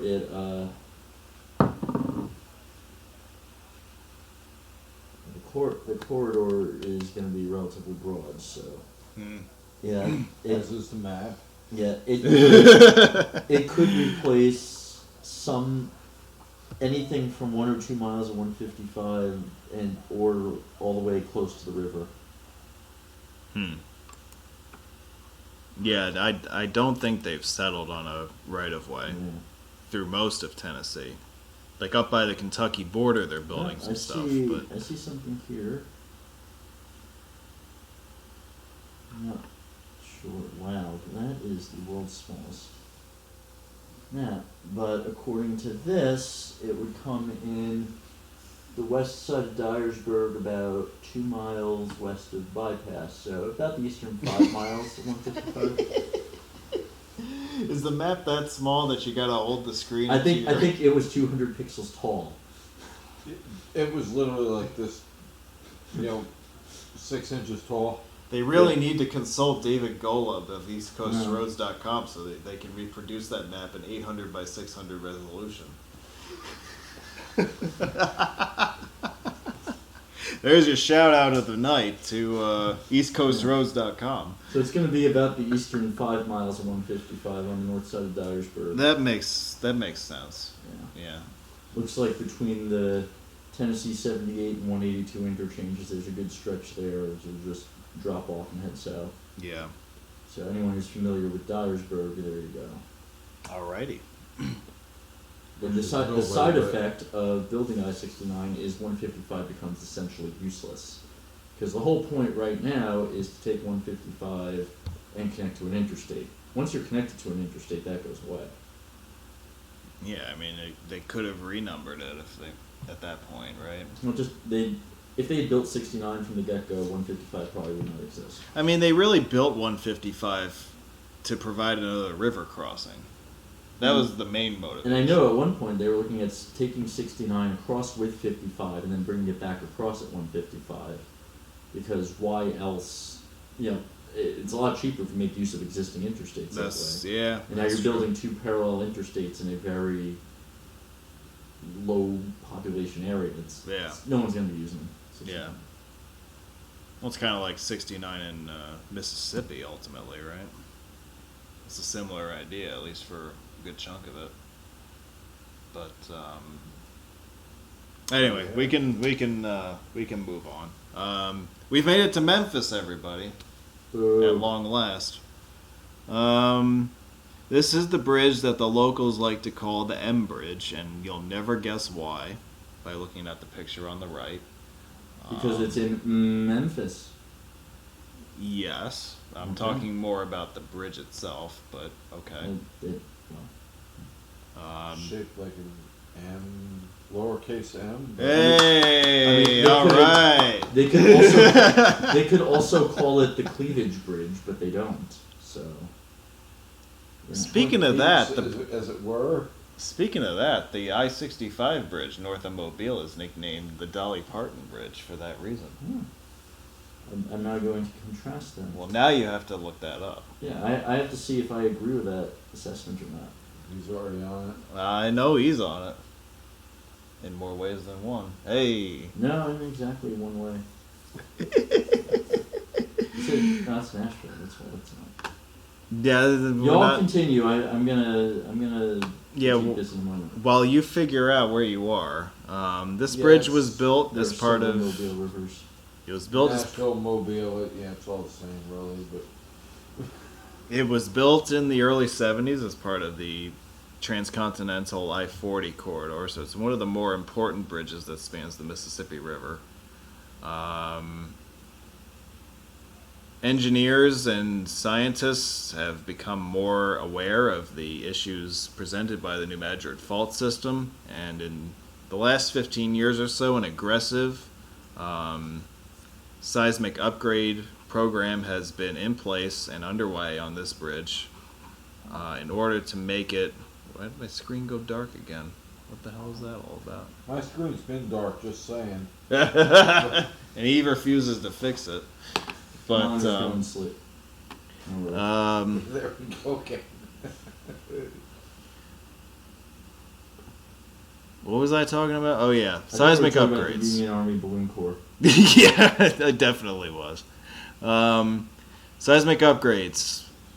A sizable chunk of money has been invested this century, with the realization that the New Madrid fault system is still quite active, and as I mentioned at the top of the broadcast, there are earthquakes on it almost on a daily basis.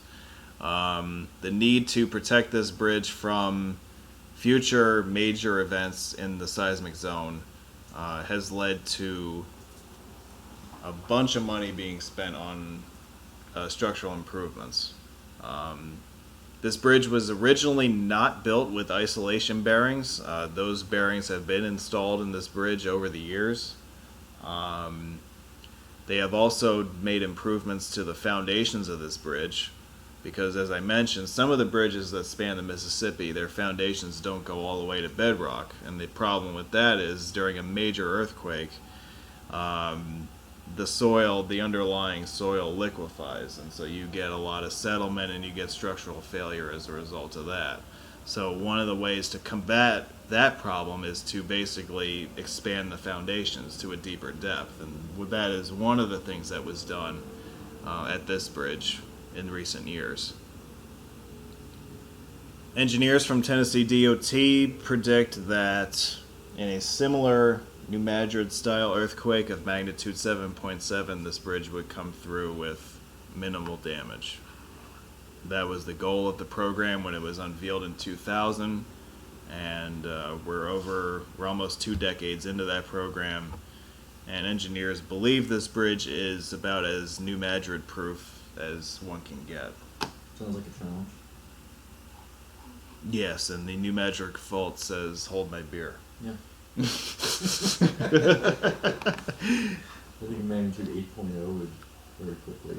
I mean, it all sounds good on paper, but you never really know until the event happens, right? To be honest, I like the look of the double-decker viaduct in St. Louis a whole lot more than I like this. Those bearings look like they would survive pretty much anything. Yeah, well, that is an interesting structure. I think it's one of the only instances of a double-deck freeway in St. Louis. Yeah, I know New Jersey was trying to do extensive retrofitting of the Route 21 viaduct in Newark. Uh-huh. Because there's some fault lines running through New Jersey that are overdue, and it doesn't look nearly that strong. Uh-huh. Well, I mean, the faults in New Jersey that you're talking about are... Well, the Roundabout fault could unleash like a 5.5 or a 6, which is enough to topple a freeway that wasn't built for anything. So they've got to do something. Yeah. This is the grand entrance into Memphis that you get when you leave Arkansas. Cute cheering. Woo!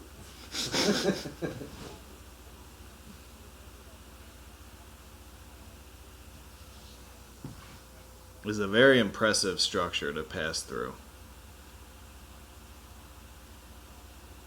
Those of you who have seen my videos of the Louisville, Kentucky metro area may recall that Interstate 64 crosses the Ohio River on what effectively is a scaled down version of this bridge. The Sherman-Minton Bridge also has an M shape to it, but it's a much smaller structure than this. This structure dwarfs the bridge that crosses the Ohio River in Louisville. The expansion joints in this bridge have been replaced in recent years. That's also a seismic program improvement. As I said, the piers and the underlying foundations have been strengthened. The bearings for the spans on this bridge have been replaced. So this is the bridge in Memphis that you would want to be on in the event of a major earthquake. At least you would stand a chance on this one. Stand a chance. I don't know that I really want to be on any bridge. I'm not Or an saying you. earthquake. I'm not saying you want to be, but if you happen to be on one, I would say that you'd want to be on this one. Probably your safest bet. Yeah, that's a fair assumption. Mm-hmm.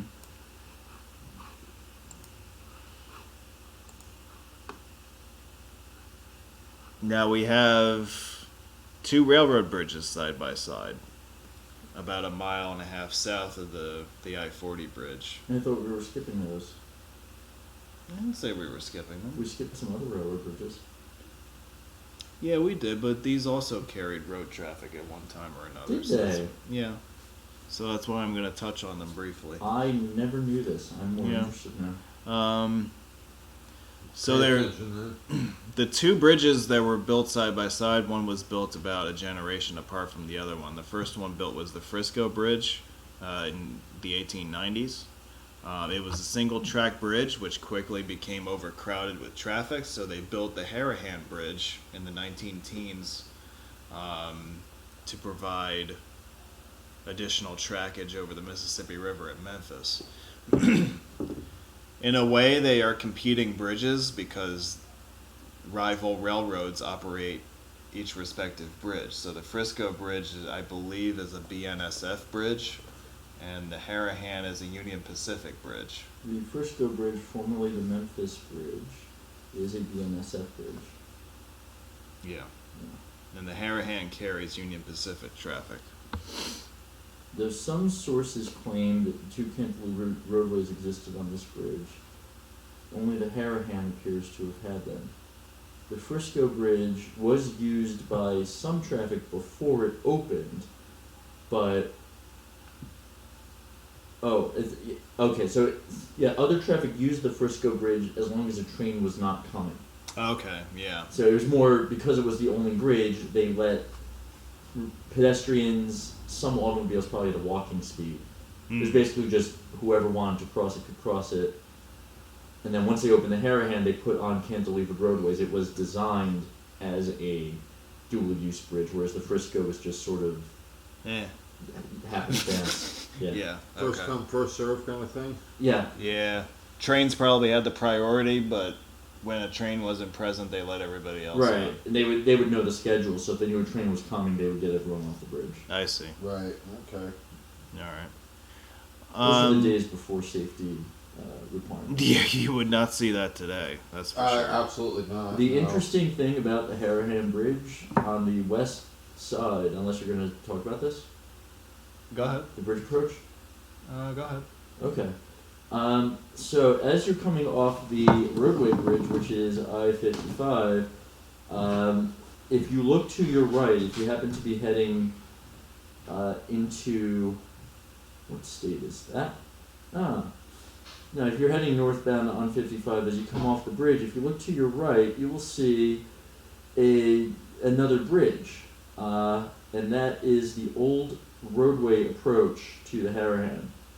So, Wow, my monitor just came to life. yay! So if you look at the Harahan Bridge, there is what looks like a roadway bridge fenced off to the right, and it goes under the Frisco Bridge, and now it's a pedestrian. It looks like it's a pedestrian walkway now, at least.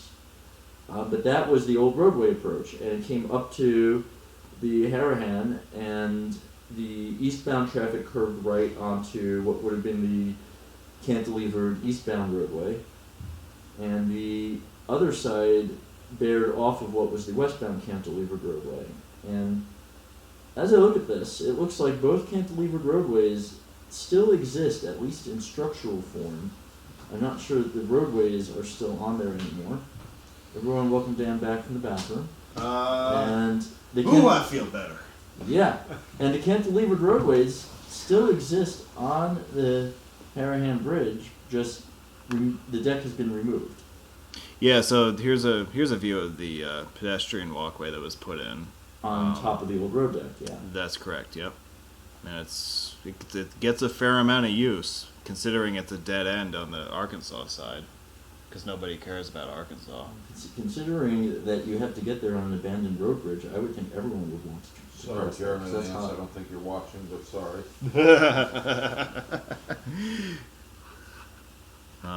This was actually a neat thing to check out. I enjoyed it.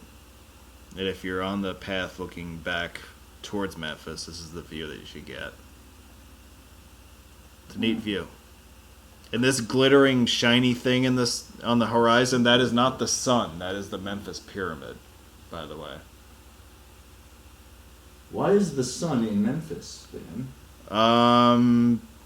They built the pyramid with this really reflective, whatever you want to call it, siding. I don't know what they consider it, but when I was driving by it and when I was in Memphis, it freaking blinded me almost. Holy shit, the sun has come to Memphis. If anyone wants Look to at that thing. It's like almost brighter than Yeah. the sun.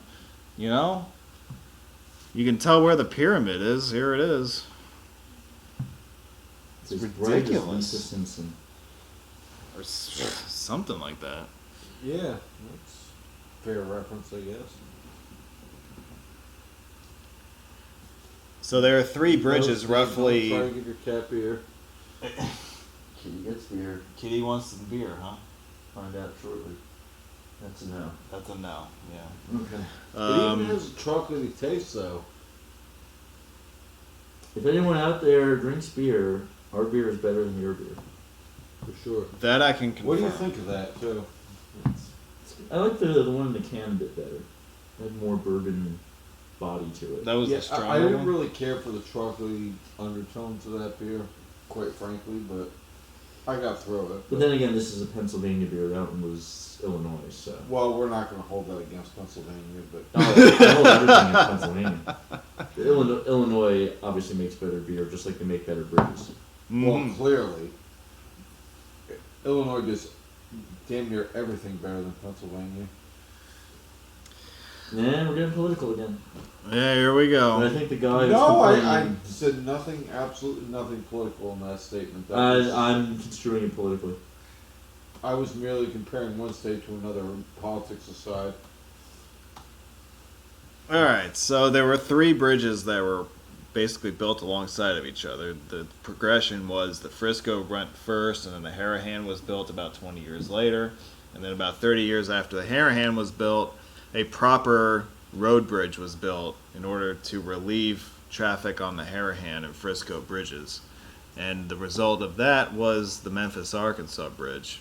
Opened to traffic in 1949. Relief for the Harahan Bridge, as I mentioned. It was a proper, dedicated facility for automobile traffic. And an alphabet soup of U.S. routes crossed this bridge at one time and continues to cross to this day. It's US 61, 64, 70, and 79 crossed this bridge. And at one time, US 63 also crossed, which made 5 US routes. But today, it's just 4 US routes and Interstate 55 that cross the Mississippi at this point.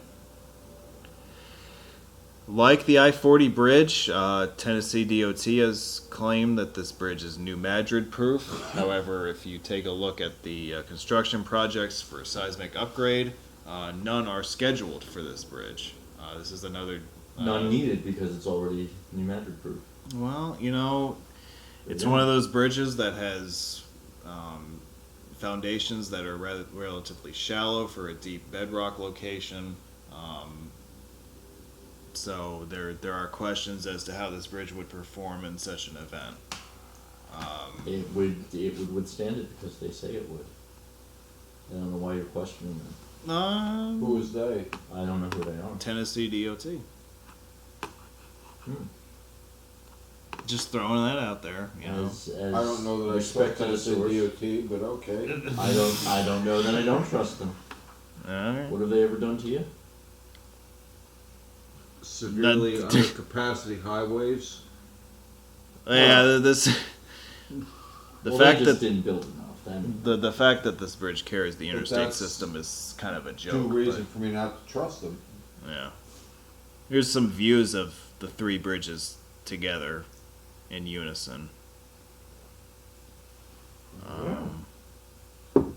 Very neat setting right here. You have the Memphis-Arkansas on the left, you have the Frisco Bridge in the center, and on the right is the Harahan. So, Was the Harahan designed to look the same, or is that just a coincidence that they've used the same truss style? I believe it was a coincidence. They're not entirely similar. The Harahan has a subtly different appearance than the Frisco does. But you're right, they are both quite similar. And the Harahan was built as a double track bridge, so it's a wider bridge than the Frisco Bridge, which was built as a single track. And I lose my mind just like that. Yep. I So deal with this all the time. Yeah. How do you deal with this? I never use that monitor. Evidently you don't. Clearly you don't. The first thing out of his mouth is, "Oh, here's this monitor you can use," and he's like, "Oh, I never used that monitor." This thing is true, but it doesn't work, but you know. It never works when I'm watching videos. It works great without videos. Oh, wonderful. Yeah. Oh, well that's very relevant to this evening. As we're now learning, it's not just I thought it would just be my computer was a problem, or both of my computers. It's clearly not that. My computers always have problems. I'm just used to this. Yeah. What are you doing to your computers that are causing these problems? I don't have enough viruses. I don't know. I would tend to say the complete 180 of that, but okay. I think most people have viruses, and so things work a certain way. But there's antivirus and adware, malware protection, Right, these and because things I don't are- have those, my video doesn't work properly. Dude, we're not talking about a lot of money here. We're talking about bridges of the Mississippi River, okay? We're not talking about computer viruses. But I was going to originally end this presentation with the slide that you saw of the Memphis-Arkansas Bridge, but I thought we would instead end it here with a bridge that has been approved and funding has been in limbo for a number of years, but it is a bridge that will carry Interstate 69 across the Mississippi River in the area of Greenville, Mississippi. What are you laughing for? Nothing. Okay. This is a bridge that has been proposed. It's been on the planning boards for at least 30 years or so. Mm-hmm. It's got similar main span proportions and design to the stand span in St. Louis. So if you're looking for a bridge that kind of looks similar and is along the same lines as the bridge proposed here, that would be a good bridge to look at. Why are they choosing cable stayed instead of a good design? Well, what's your definition of a good design? Shit that's not cable stayed. So anything I mean- but cable stayed? It would be good, yes. What do you want them to build I'm here? just kind of tired of cable stayed bridges. That's all I'm Well, I saying. mean, the I'll agree with that to some degree. That seems to be the modern trend, but Yeah. I think we should go back to good old American steel. yeah, I mean, the thought process behind cable stay bridges is that they are the most economical choice by and large for intermediate span distances. So in a case like this, where you're not looking to span, a mile, the cable stay is far more economical than an old school cantilever bridge. Plus, it's nowhere near the headache to maintain that a cantilever bridge would be. Because there's much less surface area to maintain in a case of a cable stay versus a cantilever. So that's why those bridges started popping up over the years, and now they've become pretty much a cottage industry. Everybody knows how to build them. So they've been popping up all over the place in the last few decades, and I'm sure that trend is going to continue for the foreseeable future. As I said, this bridge will carry I-69 in the vicinity of Arkansas City, Arkansas, which is a point in the river just north of Greenville, Mississippi.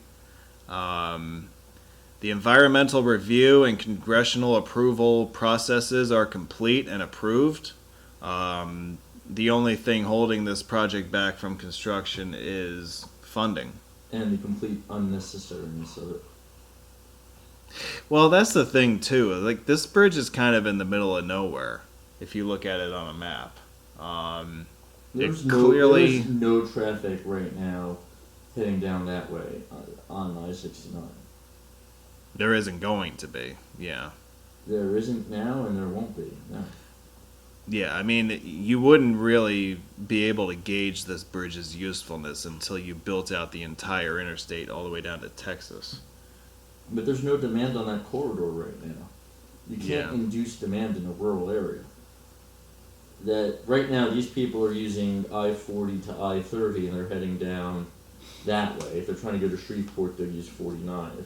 Whatever it may be. Mm-hmm. I-69, this leg of I-69, the reason a lot more of it's been built north of here, especially I see from Dyersburg north as serving a useful corridor. From Dyersburg to Memphis is completely parallel with I-55, which doesn't really give you much use there. And then everything from Memphis south to about Houston, there's no demand along there. There's no existing corridor. You're just cutting a new line. You're connecting random cities on a map saying, well, there's nothing connecting these cities now. But I-69 from Memphis doesn't go in any logical direction to get towards Houston.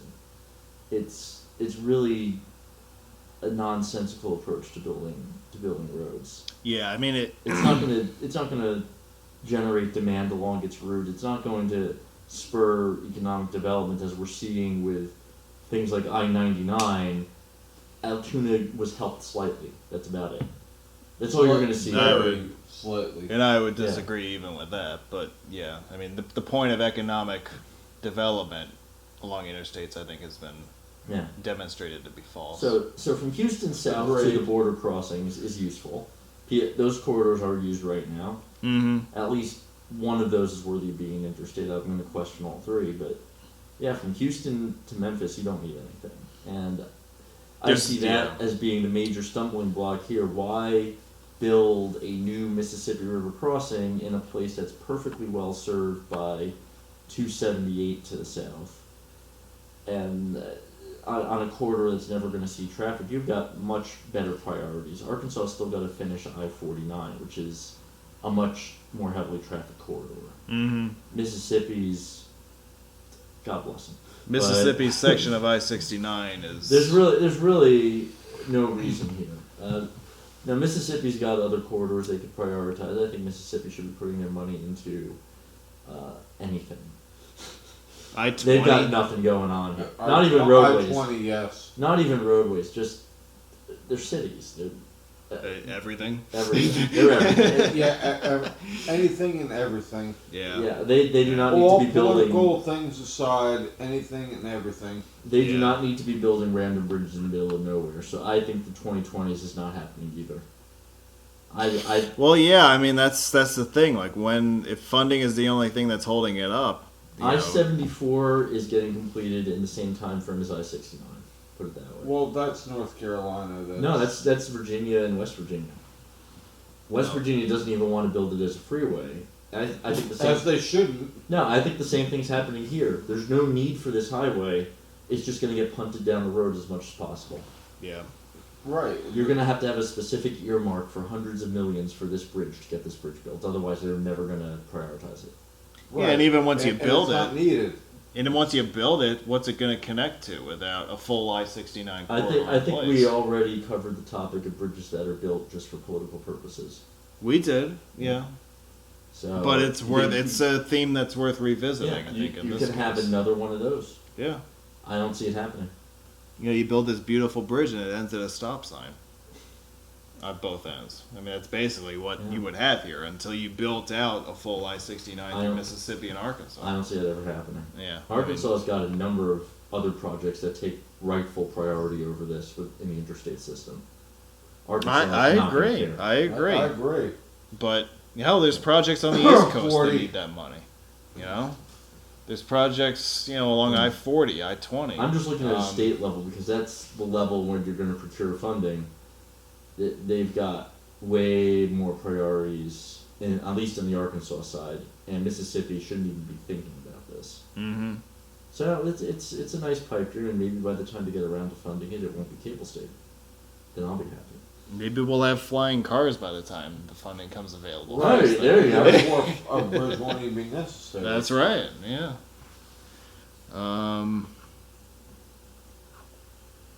By the way, here's a little map that shows the preferred alignment. So the bridge crosses the river at a oxbow curve, one of many in the area by the looks of it. And this section of freeway, as part of that contract, ends at a dead end near the town of McGee, Arkansas. So I-69 South is going to go north, looks like? It Cool. goes east-west with a north-south element to it. Yeah, but then the west end, it goes southbound, goes north. That's totally cool and useful. Yeah, that's true. This bridge makes so much sense. Yeah. Look at this. Look at how many parallel highways it's relieving right now. all 0 of them.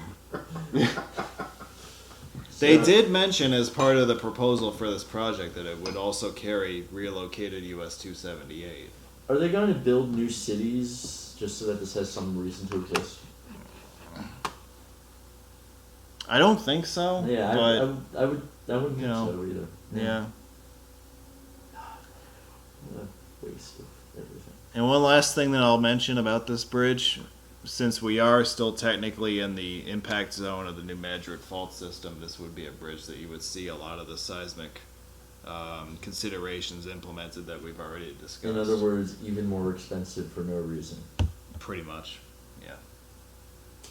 Major interstate corridor. It's a signature bridge for Lower Mississippi. Something. You just said the word major. I'm going to dispute you on that. Yeah.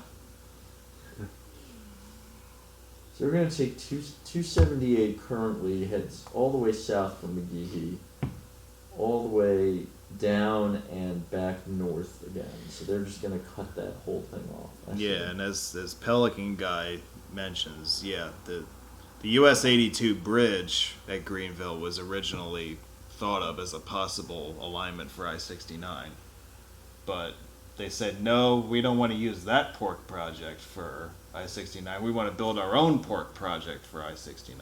So and that's already a cable stayed bridge. You already got one. it's already a 4-lane cable stay, yeah.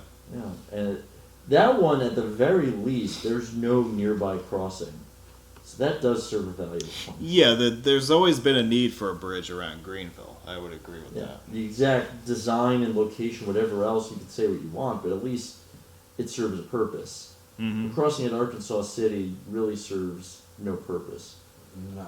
Not without major connections long distance. Arkansas City has a population of 366. It's Exactly. a boom town. Just for Booming. reference, we're calling it Arkansas City, but the word city is only in its name. Yeah, we Well, that's use it like, very loosely. At least McGehee at the other end has 4219, which just screams at me, woo, major interstate. It's like Delaware City, Delaware.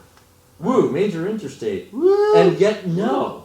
And yet, no, they get Delaware 9. That's So, there's nothing in that corridor that says we need an interstate here. Nothing. They can extend it to Tunica if they really want, but 61 does the job just fine. Well, yeah, US 61 is 4-lane all the way down that way. So it's already Which is absolutely sufficient for the area, but correct. I think we're good. Don't tell those congressmen from Mississippi and Arkansas who are securing the pork. let's funding not for get that. too political here. Oh, I'm sorry. We're I would getting love to tell them where they can put their money, because the answer would be more interstates. Different locations. They got 22 built. They did get 22 built. Let's That's see. true. Let's see what the I-22 ADT in Mississippi is. See, this guy can Google anything, and within 10 seconds, he'll give you a well thought out answer. Well, that's it. You know? I'm not sure if they've taken traffic counts on this yet. It's still pretty new, isn't it? That's a problem. The bigger question is who has actually traveled it. Problem is, it wasn't searching for ADT. Here we go. All right. So that's all I got for the bridges. MDOT, here we go. If you guys have questions about what we've covered tonight, Not political, but yes. Oh no, I'll take political questions. Yeah, I will field all the political questions. I will divert all the political questions to Steve. Excellent, thank you. Yeah, I'm not going to touch that stuff. And by all means, you can ask them, Steve. I'll be happy to answer any political questions that arise. Dan and I may or may not disagree with you, but Okay. that's... I'm not seeing any data on this at all.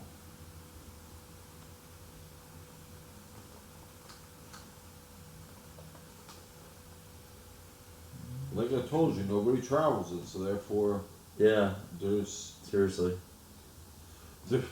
That's an example of building a highway. And 78 is an important corridor. So Right, but it didn't necessarily need to be an interstate. no, it didn't. But like US 45 is much more worthy of a corridor than cutting I-69 through. Agreed. Mm-hmm. On the Arkansas side, US 65. Probably not. Yeah. But probably not. Continuing, what they're now calling I-57, getting that connected from Little Rock up, I put priority on that. Okay. Yeah, that's... The US 167, 67 freeway. Yeah. It should Which be- they've already put up future I-57 signs Yep. on. Yep. That's a better use of money there. Okay. I could think of a lot of places I'd rather spend money in Arkansas, but they've got ongoing projects, plural. So they've got no need to spend it. Mississippi, I don't know where they're spending their money. Does Mississippi have any money to begin with? Oh yeah, they're throwing like beach connectors out that have no purpose. But Well, they- there was the one interstate connection to Gulfport that Yes. was thrown out there. Mississippi 67 is a 4-lane highway from nowhere to nowhere. Woo! Exactly, so it serves an AADT of 1. I'm gonna drop some street view on 67. I'm gonna pick a nice straightaway here to see if I see any cars. And absolutely none. In either direction. Oh, wait. No, that was a side road. Hold on. I've encountered heavier traffic in Wyoming, just saying. Alright, there's 4 cars on the other side, and there's one on this side. There's 2 Are plus those 5. actually There, moving cars, plus or the they Google just broken vehicle. down? there are a total of 8 vehicles on a 1 mile straightaway in both directions. Alrighty. Oh yeah, that's And so that's what Mississippi's building. absolutely see. necessary to be 4-lane, yes. And I think that's still more used than I-69 would be. You know what? The sad thing is, you're probably right. Yeah, I was gonna say I really can't argue with that. As much as I'd love to, I can't. So I want to thank you guys for tuning in tonight. Let me know when I can start the feedback loop. I had a great time bringing you this series of webinars. The webinars were envisioned as a way of, I didn't say yet. Getting ready. You're getting ready? Yeah. Okay. He's getting ready to get ready. The webinars were envisioned as a method of letting my YouTube audience know what I've been up to and giving you guys a sneak peek as to what to expect in coming video series. I do not anticipate going back. Would you shut up? It's not working the way I intended. Yeah, clearly it's not. I don't anticipate going back and doing it. Stream offline, by the way. See an occasional what? This says live stream offline. Mine is still alive and well. As soon as you touch that, it's going back online. Yeah, so I don't know what's going on Yeah, here. shouldn't have touched it. You But, should have touched it. There it is. It's going again. Are you using Steve's Wi-Fi? That could be the problem. No, I'm using my own. Excuse me. Excuse me. No. But anyway, I think we're gonna wrap this up. You have a parting gift to everybody that you wanna. I gladly will. Anyway, I think we're gonna wrap this up. You have you have a parting gift to everybody that you want to? I gladly will. Anyway, I think we're gonna wrap this up. This is our feedback loop. This is our parting gift to you. This is our feedback loop. This is our parting gift to you. This is our feedback loop. This is our parting gift See, to you. Glub chimed in. This is our feedback loop. Look who chimed in. This is our parting. Is there an echo in here? What? I think that's it. Is that it? That's it. What did you do? I don't think it likes the feedback loop. Oh well, we Alright. tried, but that's gonna There, do I it. finished my beer. 10:25. Who wants dinner? All right. Well, thanks everybody for watching, and I hope we get I to do want this again dinner. sometime. So, thanks again to you guys out there watching. Thanks again to my guest panelists for helping me out tonight. Woo! And